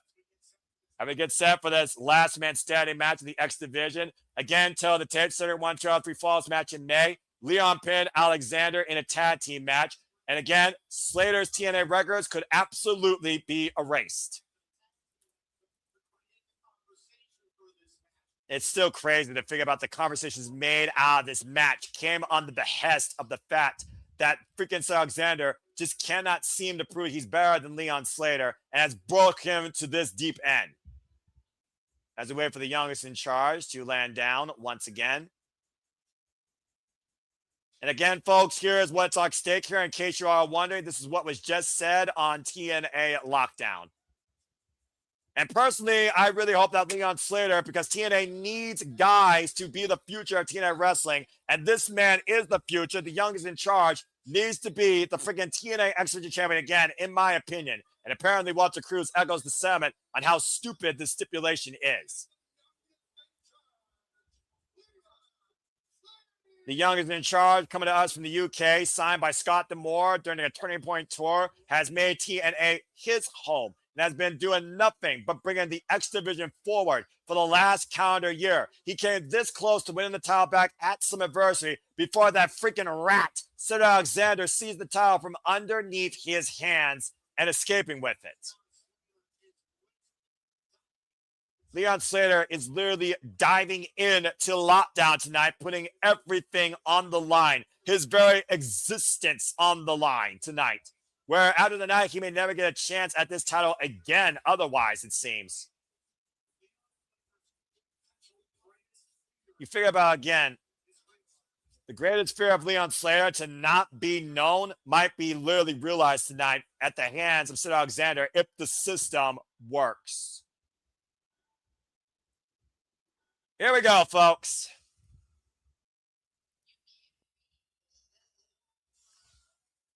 And of course, we know the system will be involved in lethal lockdown, but of course, with this being no disqualification, do not rule out the system being involved here, who played instrumental in Cedric Alexander winning that title. And before we get into things, I did, well, I guess that was just a false thing. Never mind. TNA has a relationship with the Fed, so it would match the record. Well, you would hope, but again, I don't trust the Fed with young cruiserweights and Japanese wrestlers for good reason. And I also don't trust the prime of TNA that used to be the heart and soul of 205 Live in Cedric Alexander, who has used every possible shortcut to hold on to that X Division title. It was for a damn Boston knee part can't run with freaking Eddie Edwards. Fabian Aichner very well could right now be the X Division champion. At the end of the day, you cannot erase what the internet's going to preserve more than a fake-ass book you could try and put a eraser or a black line through in TNA wrestling. We saw it, we witnessed it, we lived it. In Cedric Alexander's bizarre mind, though, if he wins, though, it would have never happened. He would be the cause of everything right now, not Leon Slater. And of course, there you see the cornerstone of TNA wrestling, first won by the phenomenal AJ Styles, the title that has been defined by a division with no limits, the TNA X Division champion. Most accomplished X Division champion of all time, of course, influential 10-time champion Chris Sabin. Other champions that have followed this title's legacy, including but not limited to the biggest, the fastest, the swiftest, including TNA Hall of Famer Amazing Red. And right now, Cedric Leon Slater squaring off here in the middle of the ring. So many incredible men have used the TNA X Division title to carve a name, a legacy here in TNA wrestling. Whether or not you want to acknowledge Austin Aries, the reason that he won that title led him to become the TNA World Champion against Bobby Roode. And I think Leon Slater could very much do the same thing if he goes in as X Division Champion at Destination X. Irish reversal, Cedric Alexander sent to the cage. Big boot though by Leon Slater. One of Leon Slater's earliest defenses was against Cedric Alexander before he joined the system, and he beat Cedric that night. Sense of urgency right now by Leon Slater in more ways than one, considering what's on the line more than the title. His very namesake, his TNA greatest accomplishments and history is on the line in this one-of-a-kind stipulation. Wait a second, Cedric Alexander right now hoisting up Leon Slater out of the corner. Yeah, whoa, man, big Hurricane Rana. And of course, like I said, in the 2 out of 3 falls match towards the very end, it was the system that led to Cedric Alexander seizing the title. Nice Michinoku driver using Leon Slater's own momentum against him on the run-in. If we can keep this energy going forward here against Leon Slater to use that against his advantage, then Cedric Alexander will be in control for most of this matchup. Now, Cedric Alexander bringing Leon Slater closer to the corner. And of course, a critical night here for the system that calls themselves the gatekeepers here, as of course they look to gatekeep the future of TNA wrestling in Lethal Lockdown, where we will have Fabian, Aichner, Sosa, Casey Navarro, and Jada Stone. Oh, it's a Curry. And we saw a block by Slater there as his foot was caught inside the cage, rebounding off the ropes with that leg lariat. Incredible agility there by the youngest in charge, Leon Slater, of course, who was previously the TNA X Division champion for 296 days, might I add, across an incredible run of 12 defenses. Oh, pop up in the top rope. Kick right to the face there by Leon Slater. Now up to the top rope goes the youngest in charge. And I was afraid that Leon Slater would do something death-defying here tonight as he goes up to the top of the cage, up above the cage door. And oh, man, dropping down with the back elbow strike. Took a lot out of himself, though, at that high-risk maneuver. But then again, that goes back to the imagination and innovation of being a pioneer of the X Division. Take a look at this, just dropping down backwards against Cedric Alexander. Of course, Cedric Alexander right now has held this title since May. Cedric Alexander, prior to that, defended successfully against Eric Young, Nick Nemeth, AJ Francis, Rich Swann, Javon Evans with no contest thanks to dark stage shit. Myron Reed was probably my favorite match that he had during that run. And Cedric Alexander and Jason Hotch in a triple threat, amongst others. Again, there is no fear, though, on Leon Slater. Even defended this in a similar scramble. And right now, Cedric Alexander trying to get the better of Leon here in this elbow exchange. If there is one advantage that Cedric might have, being the heavier athlete here, is maybe the striking game. Side headlock, waistlock applied right now. First time these two men face each other, as I pointed out, was very early in Leon Slater's X Division title run. Went for the leg lay, dumped underneath, hooking up Leon Slater. Leon fighting back, though. Maybe forgot a backdrop suplex. And Leon set up across the second rope. Now going up to the top rope again. Looking for the kick, and Cedric picking the leg. Now catching Leon out of midair, up in the shoulder. The strength of Alexander, law-darting Leon Slater into the cage. Face first goes the challenger. First time they faced each other was back in Emergence 2025, and Leon Slater got the better of the Prime that night. They wouldn't face each other again till Rebellion 2026, and Leon Slater got the better of Cedric Alexander on that occasion. Of course, 2 out of 3 falls, though, tied the record as Cedric was able to win against Leon Slater thanks to the help of the system 2-1. Leon Slater now busted open, though, after going face first in the cage. And we saw how detrimental that was to Elayna Black earlier tonight. And again, right now, I see the conversation here as, again, Walter Cruz reminding us that we have been all alive and seen this happen the entire time. It would be a dumbass stipulation, a dumbass analysis to pretend that none of that happened through the better part of the later half of last year into this year, and I completely agree. There's a straight target right now, and drop kick to the back of the shoulder blades and head of Leon Slater by Cedric Alexander. Again, you gotta consider, folks, if you've been watching TNA for the first time, or you're a long-time follower like I've been, pretty much in this entire company's inception, through the good, the bad, and the indifferent, this is what TNA is known for. One-of-a-kind, unique stipulations that you question, but you still wonder how they work in execution. Now Leon Slater now has to figure out a new game plan, though. Kawada kicks now by Cedric Alexander, getting the better of the challenger. Rising knee strike, just dropping Leon hard. Many people call this maybe Leon Slater's swan song if he loses tonight. And Cedric Alexander, who's been involved in this game now for 17 years, currently has been the X Division champion now for 102 days. And this actually marks his third defense after outlasting Ultimate X and Fabian Aichner, thanks to Eddie Edwards' help. What a thriller that was, though, against Fabian Aichner, main event on TNA television. I encourage you to go watch that on YouTube, folks. Went for the quad kick again. Leon Slater able to duck underneath, hoisted it up, and my legs blew thunderbomb. You got some extra rotation on that one, too. Slater right now just trying to find some sort of new life in this matchup. For every offense, looking for a defense, and then some more innovative offense is the youngest in charge. Oh, driven face first on the ascent, though, by Cedric. Too slow to follow up, and the champion takes advantage. Incapacitating right now, Leon Slater in the corner. Cedric Alexander, the 111th X Division champion in this company's history. after this title was first established back in 2002. No doubt Avery Styles might have his eyes on this prize, much like how his father used this title as his first cornerstone in his illustrious TNA career. Now Slater lining up the chest of Cedric Alexander, who's perched up in the corner, trying to find another gear here, and Leon with fire in his eyes, and Cedric grabbing the leg, though, and oh, man! Bitch, don't go drive out the corner! Incredible counter offense, but I wonder how much Alexander damaged himself on the way down, falling hard on that right hamstring. And again, I want to remind you, this is last man standing. There is truly only one way to win, to incapacitate your opponent to the point they cannot answer the count of 10 by the referee. Count of 6 right now on Leon Slater. Cedric Alexander smiling like a Cheshire cat, screaming for Leon Slater to stay down, and Leon finds his way back up to his feet at 8. No way was he going to let this match end. The match continues. Oh, counter destroyer! Where the hell did Leon get that from? Now Leon Slater right now with his own war cry, looking to send Cedric hard face first in the steel cage. Now driving to get the player post to post.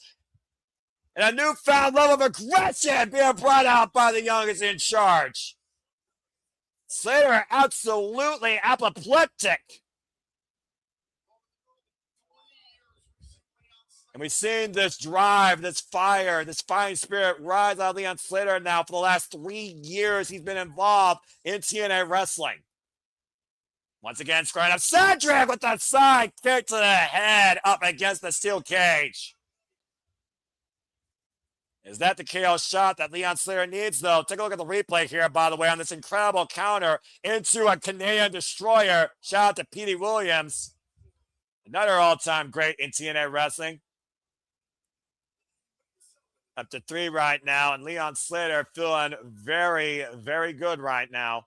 And so Alexander bleeding. Both these men seeing red in more ways than one. And Leon Slater right now just squaring up against Cedric, opening up against that wound. Fists of fury flying. Staying on the attack. Oh! Now just rebounding Cedric Alexander up against the steel rope into the steel cage. Again, it was Cedric Alexander that busted open Leon Slater first, so turnabout's fair play, especially when it's all legal and how personal this has gotten in trying to make a mockery and embarrassment out of Leon Slater. A footnote in TNA wrestling, according to Cedric Alexander, if he wins. Inside the cage, up in the fireman's carry, turn him around, spin him out, airplane spin. Good Lord! Utopia! And Leon Slater is not done yet, just sending Cedric on a freaking 1080 revolution. The fans coming to their feet and Leon Slater up to the top. Woo! 450 splash. Able to go inside, though, catching Cedric Center on the run with the rising knee. Up against the second rope. Oh, man, coming in Seguri. Somehow, both these men have answers for everything the other man has so far. And that goes back to the familiarity and the longevity of their history. Now, Cedric Alexander looking to hook up Leon Slater out of the corner, pausing for a Spanish fly to the floor. Oh, man, face first in the cage goes Cedric. And Leon Slater now in control of the champion. Over someone high risk here. Got a hold of Alexander. Down! Oh, man, taken down almost into a double twisting neckbreaker. But you see Slater there right now. Worse for wear. I'm not sure who got the better of that. Or the worse. Taking a look at this, by the way. This driving boot to the side of the head that busted Cedric Alexander open. All that form momentum of a Haluva kick. And the superplex turned into a twisting net breaker by Cedric Alexander. Leon Slater as both men crash the canvas. Referee's count right now up to 6. Of course, if both men are counted down, Leon Slater would lose and Cedric Alexander would retain the X Division Championship. Count of 8. Both men stirring. Count of 9. Count of 9. Count of 9. Whoa, both men up at the last possible second. Using each other's shoulders to keep each other up off the canvas. That's the only way either man was able to get up to their feet, I feel like. The fact of the matter, though, that the prime of the system used Leon Slater to get up to his feet shows the drive that he has to show that he's better than Leon tonight. Oh, big right hand. And so Alexander lining up the challenger. Oh, trying to wipe away the legacy of Leon Slater. What a leg lariat. And going forward, blind shot to the back of the head of Cedric. Lethal lariat. Cedric is literally rocked. Now the waist lock applied. What is this? Now hoisting up Cedric, possibly. Lumbar check by Leon Slater. Insult to injury, and again, second lumbar check, trying to break the man's spine to once again preserve his history, and a third lumbar check. How the hell is Slater going to be able to stand up straight after this? Again, when your legacy's on the line, you will do things beyond regular means to hold yourself in time. Swanton 450. The final nail in the coffin. So says Leon Slater, who commands the count. I would be shocked to see Cedric get up from this. Up to 4 right now as Leon Slater looks down at the prone Cedric Alexander. Up to 7.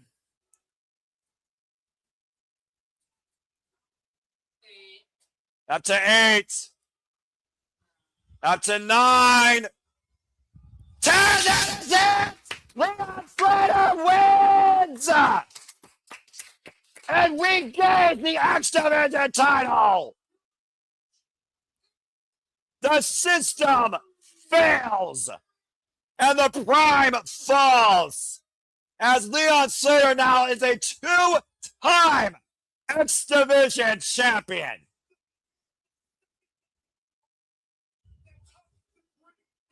Good Lord, the intensity and the level of aggression in preserving and continuing to grow in his legacy in TNA wrestling on full display tonight for the newly crowned TNA X Division champion. Thank Christ.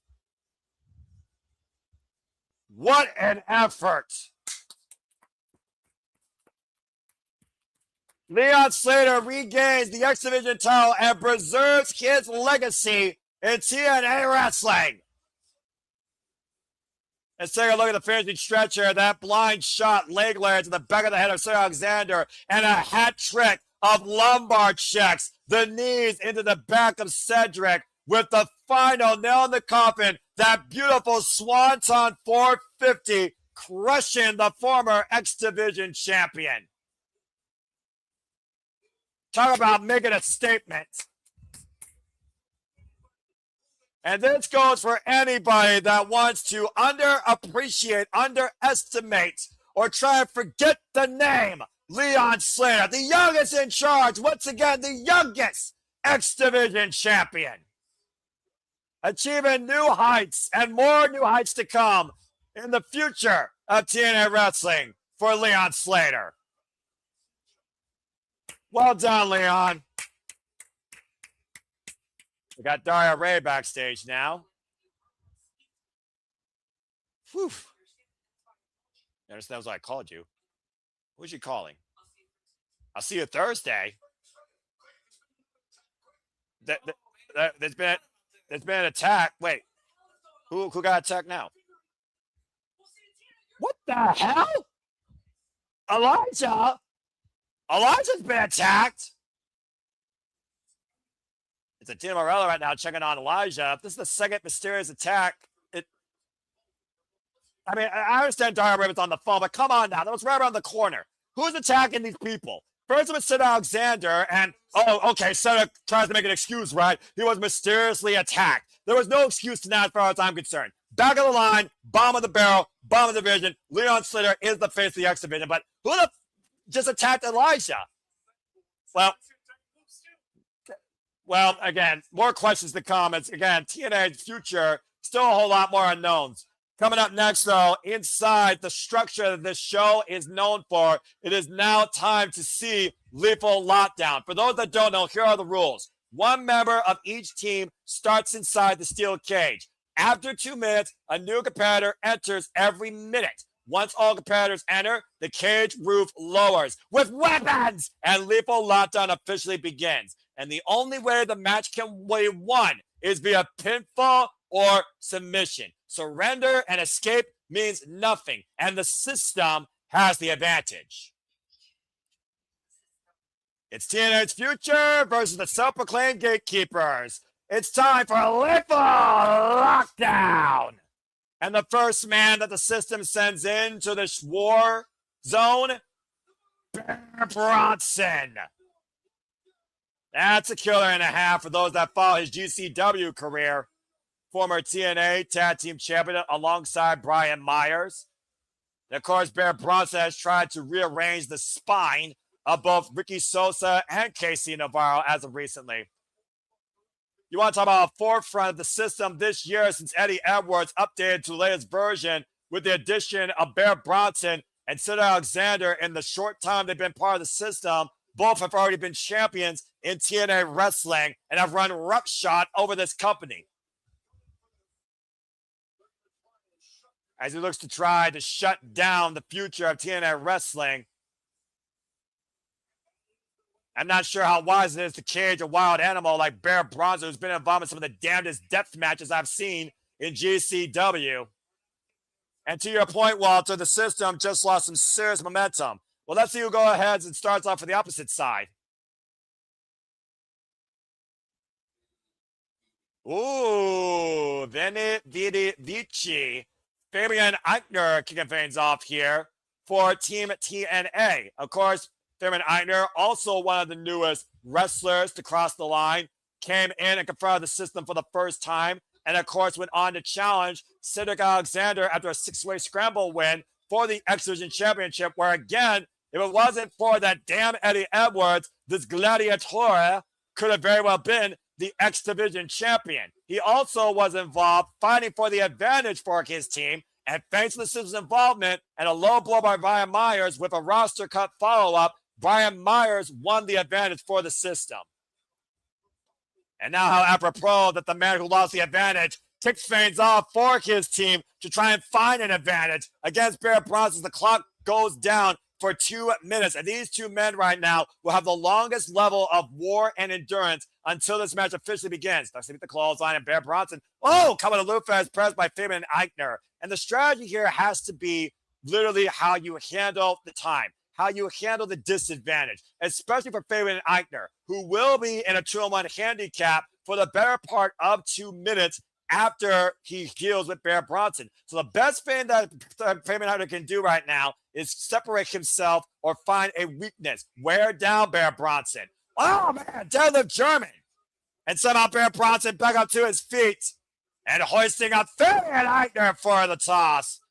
And Fabian Aichner back up to his feet. And both these men far up in the early going here. Full man collide, middle of the ring. Of course, this will be the first time we see Bronson and Fabian Aichner inside of a lockdown. Oh, man, full man collide, middle of the ring.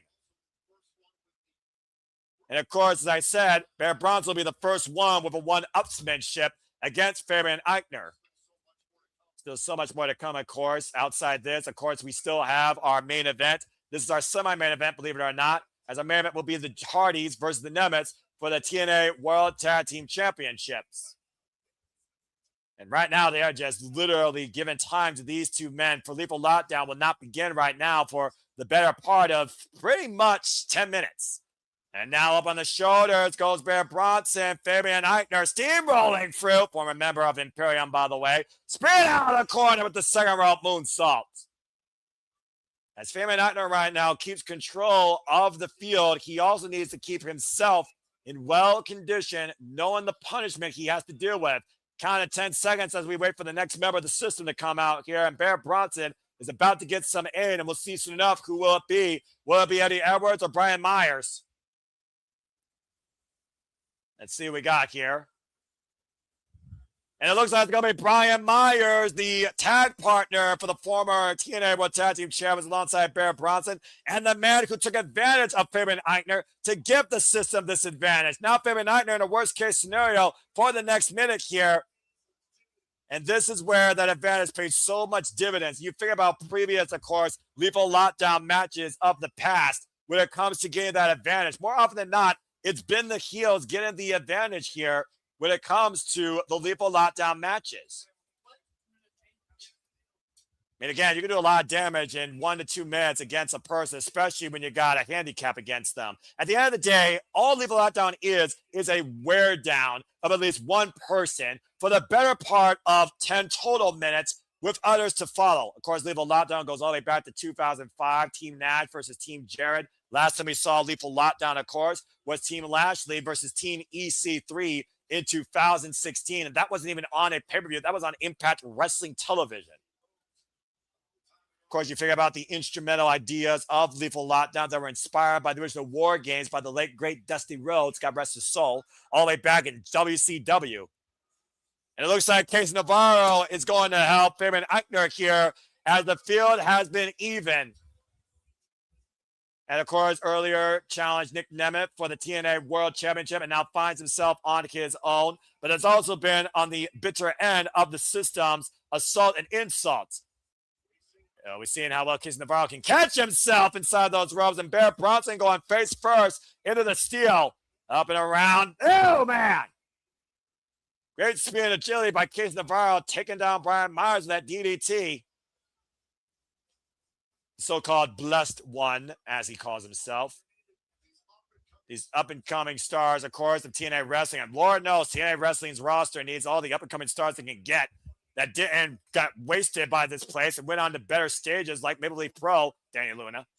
And right now, face first goes Brian Meyers and Bronson the steel cage as Fabian Aichner and Case Navarro are taking full advantage of this cage and this 1 minute dead even field.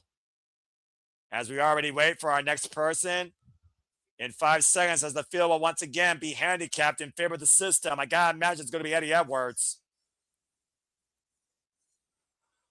And here comes the man that has the only history more than Brian Meyers and lethal lockdown, previously involving two of them. Whoa! Case Navarro taking close to the win, diving the outside against Eddie Edwards. Not wasting any time here. That was a smart move, though, in my opinion, though. Leaving Eddie Edwards at bay. Oh, first kick, though, buying precious time right now for Fabian Aichner and himself. Now, Aichner, though, able to go out alone. Irish whip by Brian Meyers, hard into the cage. Taken down, though, by the most professional wrestler. Meyers and Bronson right now back in control. Double teaming Aichner. Case Navarro down the corner. And Bronson shedding blood after going face first into the steel. Of course, we saw Case Navarro recently beat Brian Meyers via disqualification as the system was looking to weaken this team even before this match. Face first goes Casey inside the steel cage. And now Eddie Edwards is locked in, and we got a 3-on-2 situation. People locked in, of course, already showing the scars of battle. In 5 seconds, though, as we await already to even things up here with Ricky Sosa.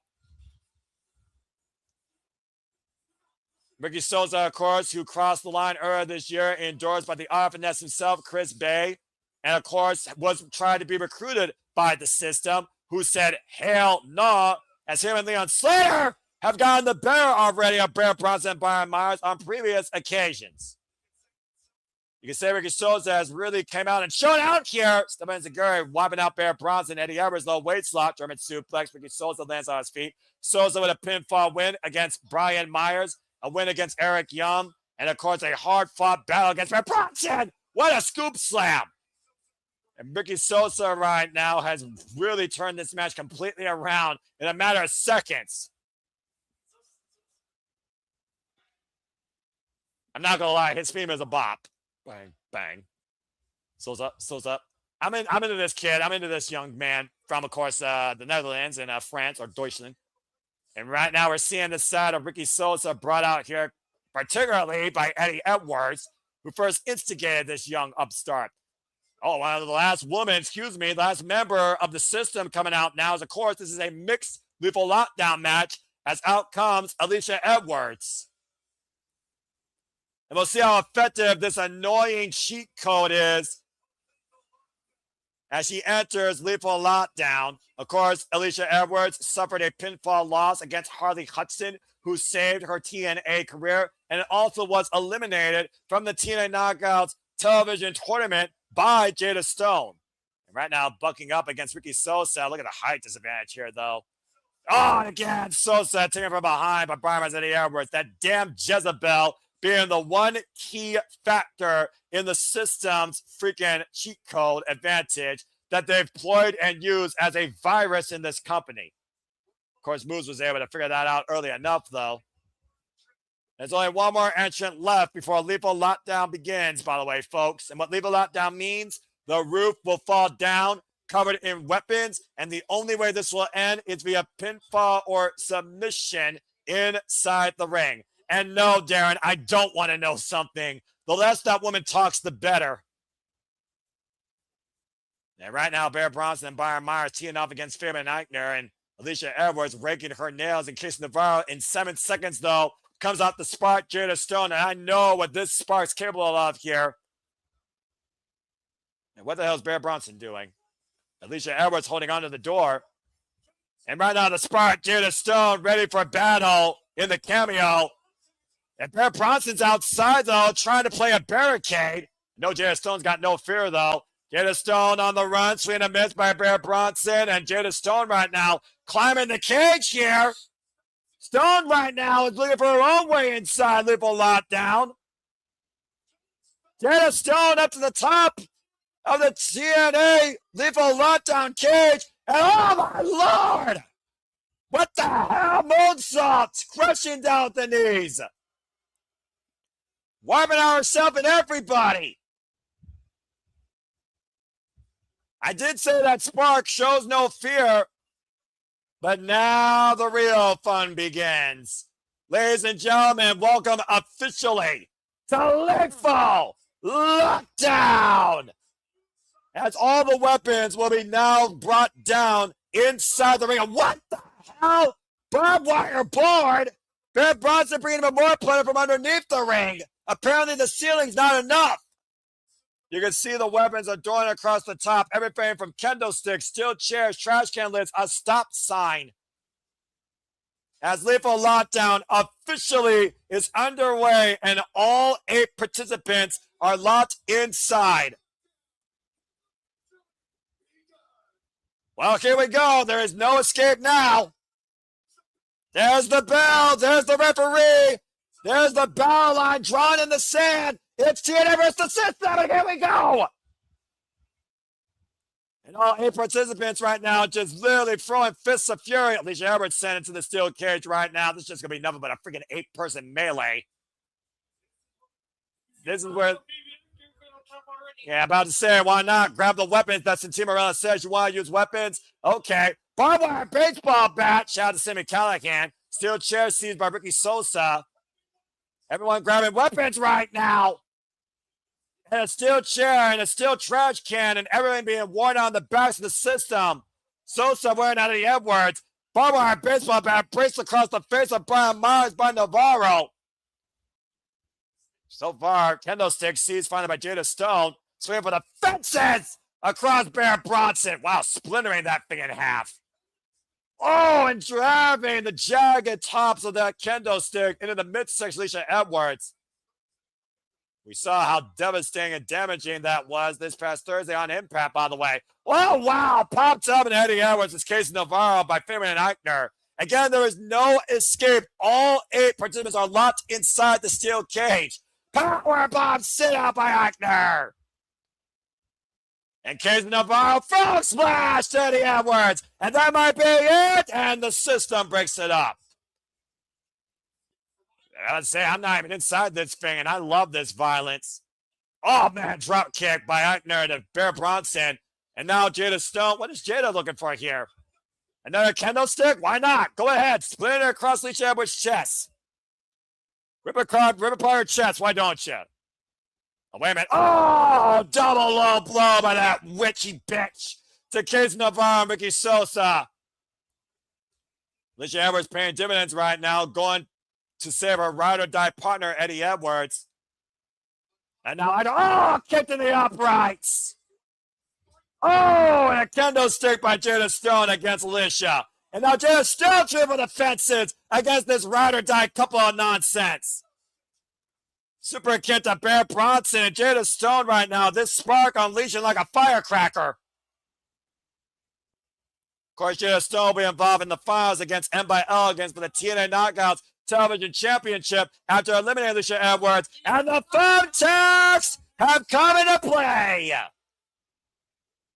Looking to turn Alisha Edwards into a humanized pincushion. Up in the fireman's carrying Alisha Edwards, fighting out for her dear life.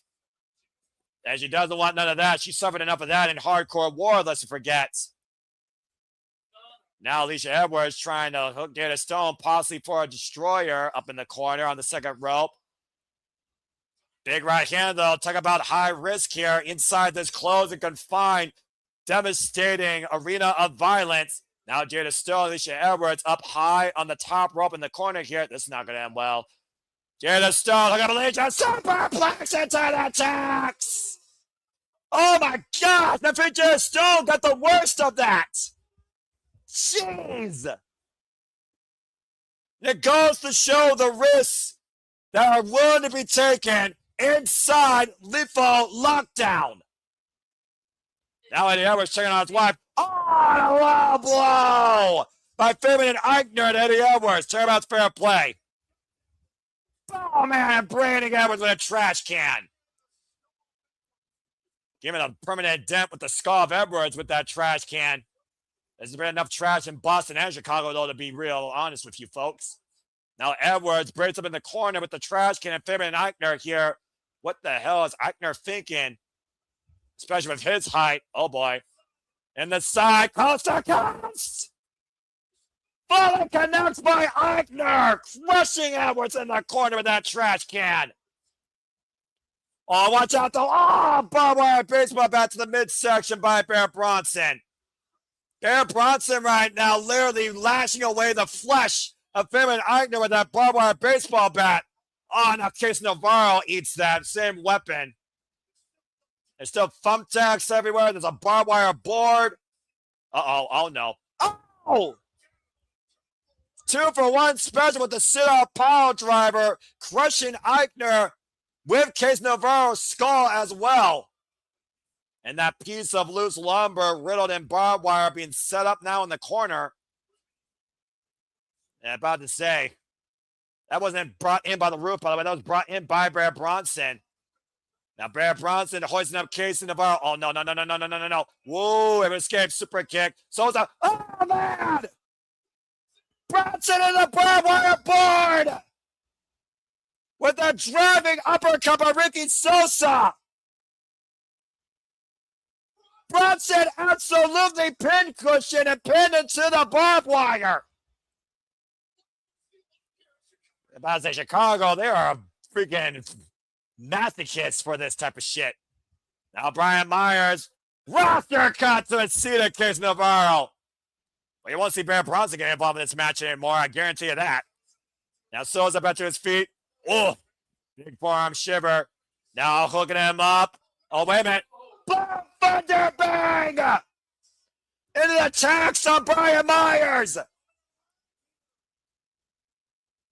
Well, someone has to take advantage of this eventually. Oh, well, what's Ricky Sosa looking up to the ceiling for? Now, Ricky Sosa looking to punch his ticket forward in TNA wrestling to the highest degree. What the hell is he reaching for? Is that? It appears to be a spool of barbed wire. That cannot feel good with a bare human hand. I'll give Ricky Sosa credit. He's got a lot of guts. Oh, my gosh. And now Ricky Sosa bracing and scarring and cutting up his right arm with a barbed wire spool. Looking for a lethal shot. Bang, bang. Oh! A blackfire headshot with barbed wire. Sosa with the cover. Alisha breaks it up. Alisha Edwards coming to the aid of the system with that final cut. Busted knee party, blind shot, back of the head. And Ricky Sosa might be out here at that final cut with barbed wire, though. Good grief. There is no safe haven anywhere in that canvas. And right now, Alisha Edwards trying to sees a chair out from behind Bear Bronson, who is still pinned in that barbed wire board, by the way. And Ricky Sosa's skull probably split open at this point. Eddie Edwards right now on a proverbial bed of woe. What the fuck? Oh, no, not this. Package pile driver on two-seated steel chairs cover to the nerve system wins. Lethal lockdown. In lethal capacity.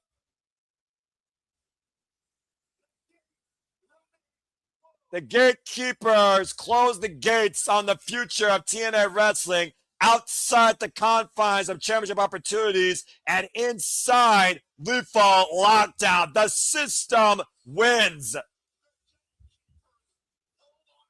And the gatekeepers hold on to their position. Bear Bronson still being ripped out of that barbed wire, by the way. Good grief.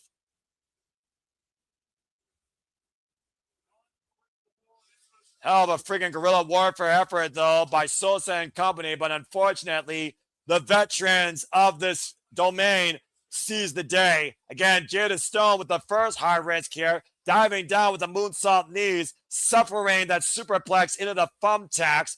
And then freaking Fabian and Aichner went coast to coast against a trash can against Eddie Edwards' head. Freaking barbed wire baseball bat swinging for the fences like a Chicago baseball player was Bear Bronson, crushing and tearing apart the flesh like a carnivore of Fabian Aichner. And then that final cut, driving forward uppercut into Bear Bronson in the barbed wire board, and a follow-up barbed wire infused final cut should have been the end game, but instead Eddie Edwards with a package power driver on seated steel chairs puts down Ricky Sosa to win it for the system. Sometimes you actually can't beat the system. And unfortunately, that was the outcome tonight at Lethal Lockdown. Looking like anything but winners is Bear Bronson, Eddie Edwards, and Brian Meyers. But a statement made nonetheless. Good Lord. Well, that was fucking insane. Well, as we got a moment to breathe before our semi-main event, first let me remind you of the outcomes of everything we have seen here tonight. The Elegance brand thankfully lost, and the return of the Flame, Kiera Hogan, allowed the Bunny, Ali, to retain the TNA Navarro Tag Team Championships, and Kiera Hogan has resigned to TNA Wrestling. Welcome back. We saw AJ Francis unfortunately beat Elijah, but we were still able to get a final encore guitar shot as AJ Francis was dropped down in the middle of the ring. Frankie Kazarian did escape the cage, but Moose was the one that speared him out of it to allow Kazarian to win. Mustafa Ali put everything that was possibly possible to have as a human being to the wayside, embarrassing and destroying Jason Hotch at the expense of his family, it seems. At the end of the day, we know who the better man was, but Mustafa Ali is once again the brand new TNA International Champion. Leon Slater's legacy continues to be preserved and ongoing as he crushed Cedric Alexander with 3 lumbar checks in the Swanton 450 to make sure that he was not the last man standing, and we have a brand new X Division champion.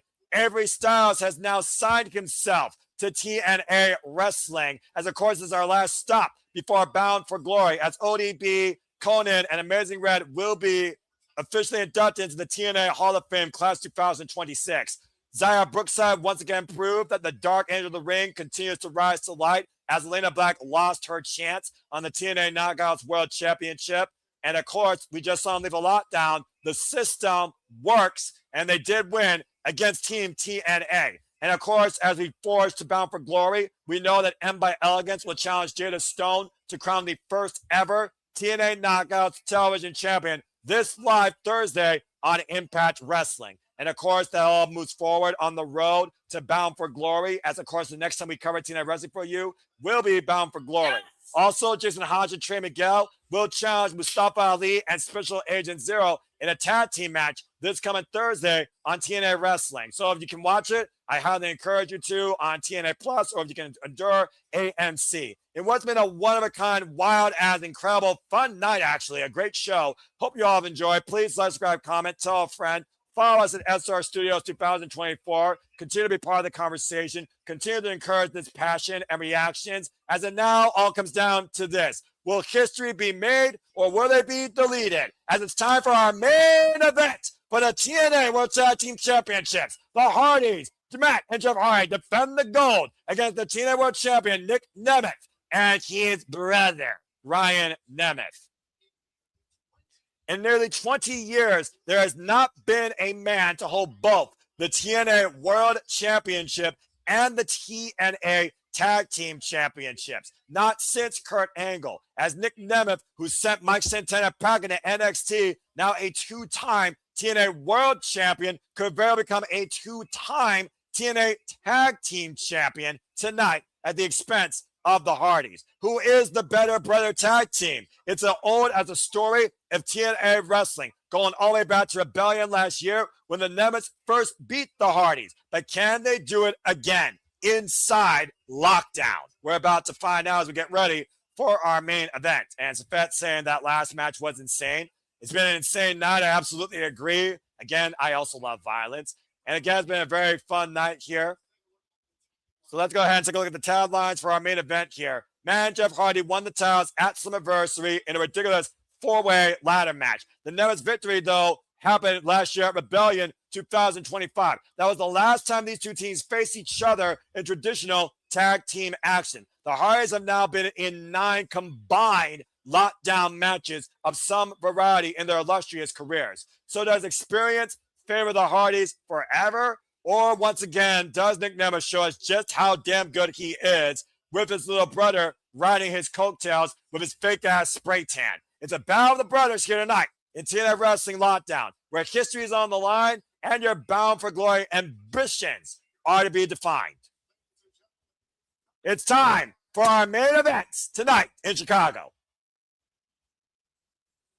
And of course, Jeff Hardy recently challenged Nick Nemeth for the TNA World Championship in a losing effort that also led to this match tonight. Here we go. And again, figure to all 170 plus you that are tuning in, use the hashtag TNA Lockdown and follow us today at SR Studios 2024. As of course, we do this for all the biggest shows, pay-per-views, and specials across all things professional wrestling. The next time I'll be on the screen with you will be next weekend when we go all in for AEW. Stay tuned for the predicting and potentially breakdown as well to follow. And if you love what I do, follow me today if you choose at the Superman's brand. Stay tuned for me and our Canadian friend Ash for our next simple session that will be this Thursday live exclusively on our YouTube channels. Of course, Nick Nemeth was able to win back the TNA World Championship with the help of his little brother back at Slammiversary against Mike Santana, and has already embarrassed the likes of KC Navarro. As he said, blood is truly thicker than water, and has truly gone all in only alongside his little brother. As we are literally less than a month away almost from TNA's biggest pay-per-view of the year. I can only imagine how insufferable Bryan Nemeth will be holding a title, let alone Nick Nemeth holding 2 titles. Ooh, that's a Titantron. Ah, Moonlight Sonata. Wait, Broken Hardyz? Well, they are the GOATs of TNA Tag Team Wrestling. That's for damn sure with how long they've held these titles. Give credit where credit's due. I just hope that this symphony has a happy ending. As a matter of fact, Matt and Jeff have a stronger brotherly bond than the Nemeths as they bring the best version of the Hardys forward. Oh, gosh, the Antichrist Jeff Hardy theme. That's just cringe. But then again, they might have to unleash that tonight. How the dark and the light come together. How the yin and the yang work so well cohesively. How well we are fully loaded then, now, and forever with the Hardyz. I did not need to hear the Antichrist theme of Jeff Hardy, though. That was disturbing. Either way, I do hope the Hardys tonight delete the Nemeths once and for all from tag team wrestling. And of course, as I said, Matt and Jeff Hardy regained these tag team championships, of course, at Slammiversary, and pretty much held on to them ever since after sending the Righteous into their own righteous deletion. if you're going to put two names synonymous with TNA wrestling, it's a hard argue against Matt and Jeff Hardy under not only just tag team wrestling, but the TNA World Championship, as of course both men are former TNA World Champions. It was actually back here in Chicago a few years ago when freaking Jeff Hardy returned home to his brother after a broken rules match that Matt Hardy lost against Moose. Of course, the Hardys been teaming as long as they've been proverbially going to the extreme together in the backyards of a damn trampoline in North Carolina before the Hardy compound was even realized.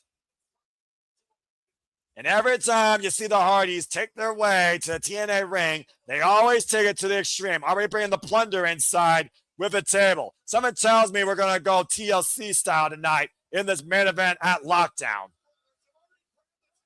And already we got the fight going on in the middle of the ring as the Nemeth already grabbed the table, driving it towards the corner. And the fight is on as the Hardys have not even pulled off the TNA titles from around their waist yet. Of course, the bad blood that goes to these four men goes all the way back to Sacrifice 2 years ago after Nick Nemeth betrayed Matt Hardy after they rejected the little brother, and rightfully so, has been nothing more but annoying Nat. And of course, Matt and Jeff Hardy synonymous with steel cage matches. Of course, Matt Hardy, I think, has the most combined cage match history amongst all four men here, actually. So, again, I do think the tail of the tape still favors the Hardys more than the Nemeths, but that's just my opinion. Yeah, about to say right now, Jeff Hardy and Matt Hardy in control of Nick Nemeth and Ryan Nemeth, sending them face first inside the steel cage. So many legends have tried to make their names, though, against the Hardys, who have truly become the GOATs of TNA tag team wrestling. And no strangers to taking risks. Of course, the last time we saw Jeff Hardy involved in Lockdown goes all the way back. Oh, man. Against Jeff Jarrett, a final resolution inside steel cage. Or Lockdown 2012 against Kurt Angle. Cover and a kick out. Again, the only way to win inside this via pinfall submission. Escape means nothing. The Hardys, of course, have been the tag team champions now for an illustrious 5 times. Now in this run for the last 57 days. Poetry in motion with a splash by Jeff Hardy off the back of Matt Hardy. Just the half, the cover over the far leg. It's a 2 count there. And the Hardys are also still the current House of Glory tag team champions, by the way. Former current 2-time House of Glory tag team champions. Hardys making himself at home inside the Lockdown structure. That's the first time I've said that tonight, and how poetic. Waxing proxy. And now Nick Nemeth and Ryan Nemeth looking for a reprieve, it looks like, trying to climb the cage. Still drags out whether or not I think this should be the main event, but we'll see what happens. See if a history is made here tonight, if the Hardys once again rise to the occasion and the creatures mount up.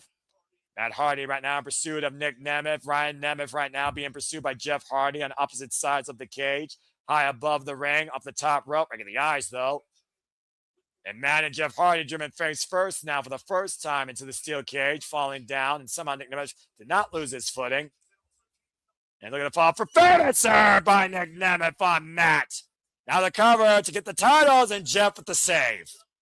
Able to break it up. I feel like some point, though, Jeff Hardy is going to jump off the top of this damn thing with a swanton bomb. And I think that's why there's a table in the ring. I think that's going to be the end game. Apparently, my friend agrees with me. Again, I'm not Nostradamus. That was the philosopher I was thinking of, but I very well could be right. And Hardy champion out loud and proud. Face first goes Jeff Hardy, though, by Ryan Nemeth. And into the danger zone goes Jeff Hardy by Nick. Covered by Ryan Nemeth. Into enough gear. Kick out at 2 by Jeff Hardy.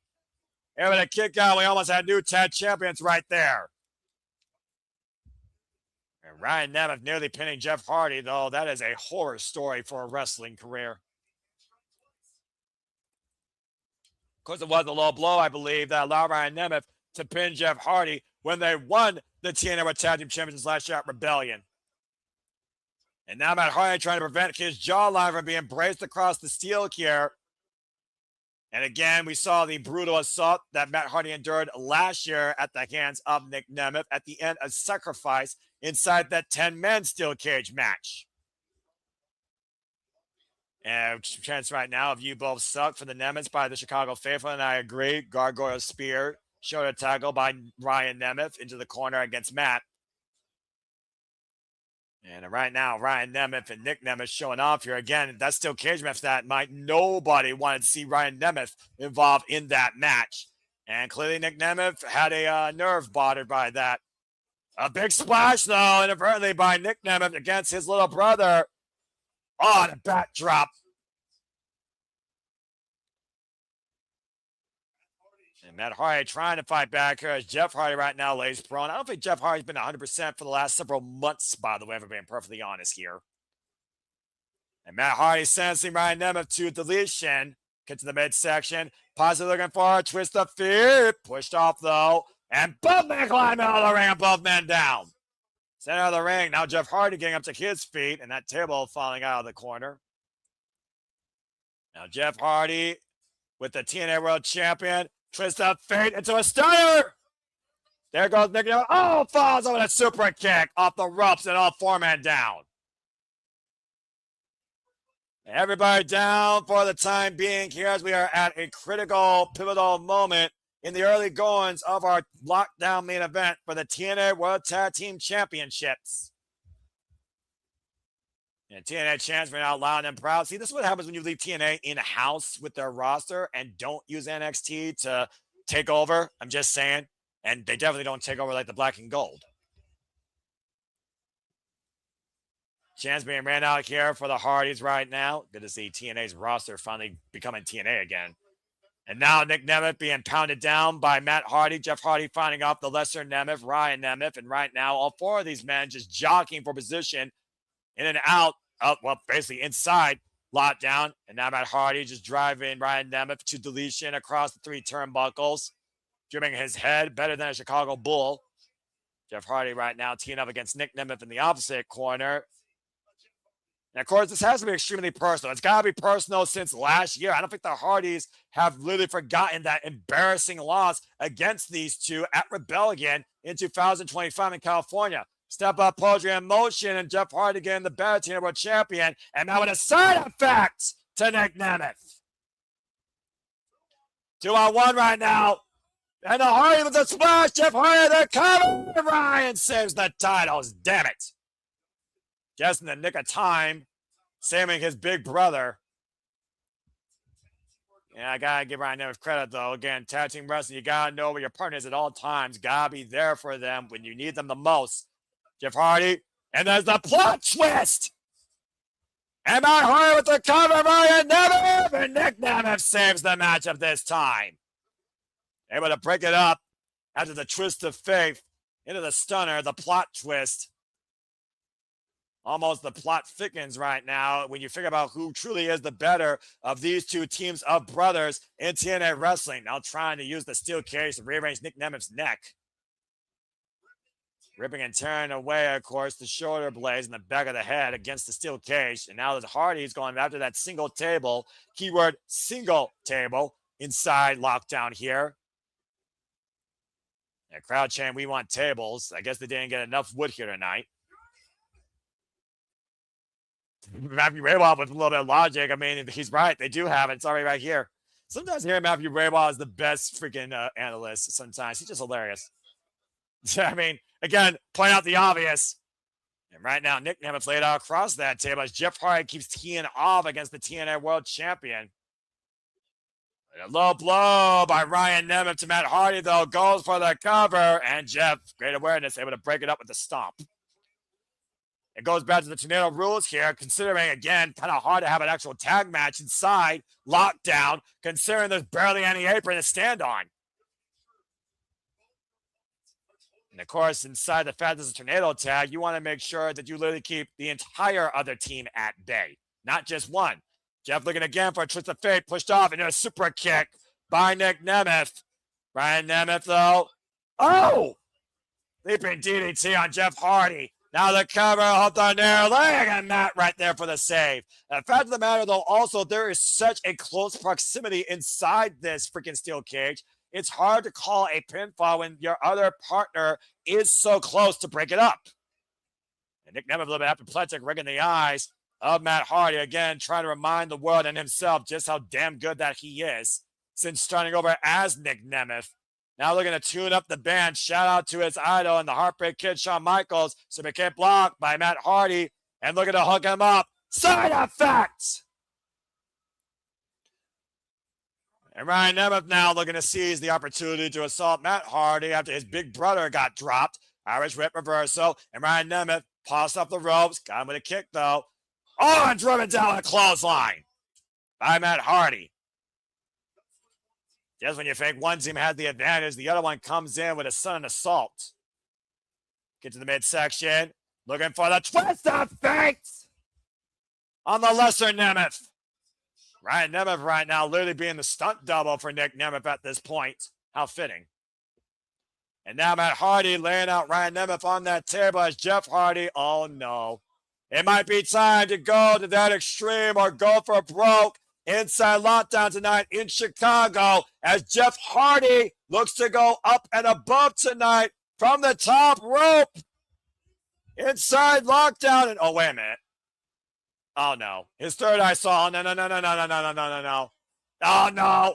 And right now, Nick Nemeth, same as his brother. And I don't think Jeff Hardy is aware of it. But Nick Nemeth in hot pursuit as Jeff Hardy stands on top the steel cage. Now Jeff Hardy being brought back down inside by Nick Nemeth, preventing him from going to that extreme, probably for Jeff Hardy's best judgment. Same with his brother also in the matter. Both men right now walking on a tightrope of certain destruction on the edge of glory, finding each other across the top of this cage, across the top rope. Face first goes Nick Nemeth. Oh, and both men lose their balance. Nasty Elayna across the top cable in between the uprights for both Jeff Hardy and Nick Nemeth.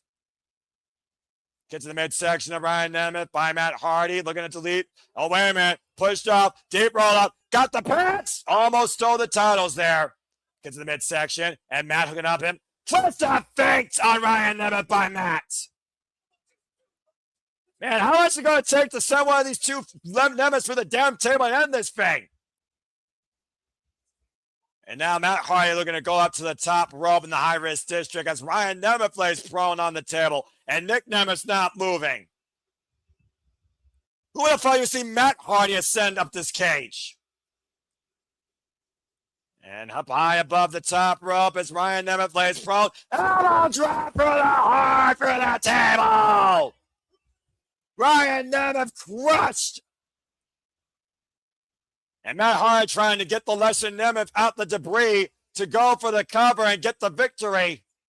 He's got to get him in the position, though. But watch Nick Nemeth sending Matt Hardy into the danger zone. And Nick Nemeth with the cover. Nemeth is the new TNA Tag Team Champions.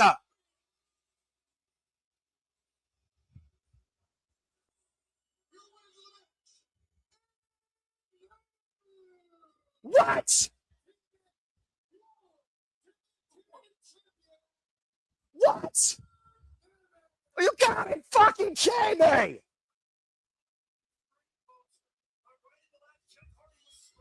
And Jeff Hardy was blocked by Ryan Nemeth, who was screaming for the cover.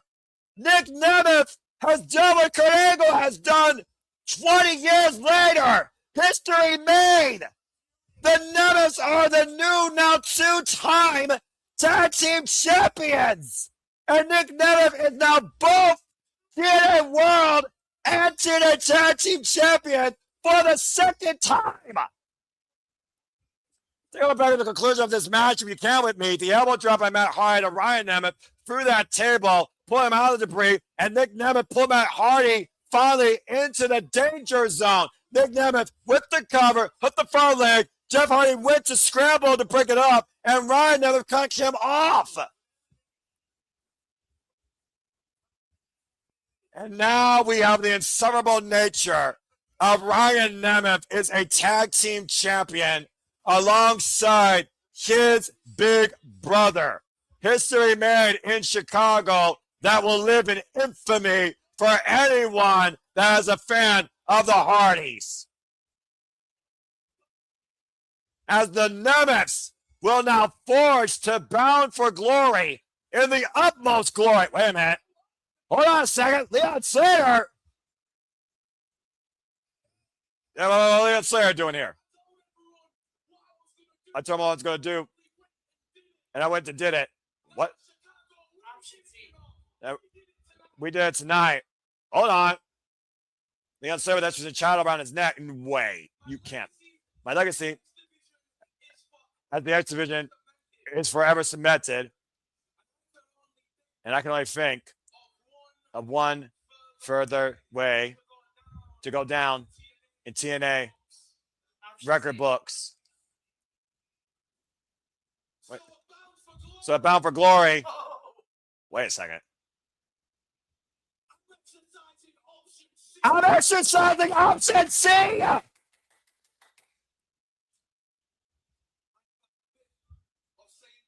have a habit of saying things and doing it.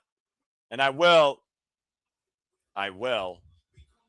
become the youngest world champion in this company has ever seen yet me. Wow! Leon Slater has exercised option C for Bound for Glory.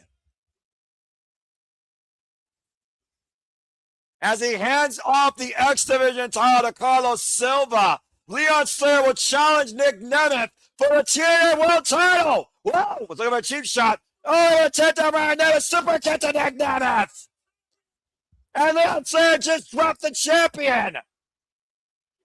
I cannot believe my eyes. Leon Slater is bound for glory and is now looking to culminate a journey as the youngest ever TNA World Champion. Open the keys and set up for Bound for Glory because the youngest in charge might be the youngest king to be seen. As Lockdown officially comes to a conclusion this evening, I want to thank you all once again for tuning in here to our watch along event here at the Super Reliable Studios. For everyone on behalf of the entire Super Reliable Studios family, for my friend Paul, who was here for the entire night, for all of you that were here for the entire time. Hope you thoroughly enjoyed the commentary, analysis, storytelling, reactions, and damn good professional wrestling. We hope to see you for our all-in coverage, super predicting and potentially breakdown and further interviews, shenanigans, and further fun to come as we do here at the Super Reliable Studios. Until next time, I'm the Simon Noah Foster, reminding you to make a positive impact in life. Have a good night, and thanks for tuning in to our Watch Along coverage of TNA Lockdown as Leon Slater is bound for glory. Have a good night, folks, and we'll see you next time here at the Simply Reliable Studios. Take care.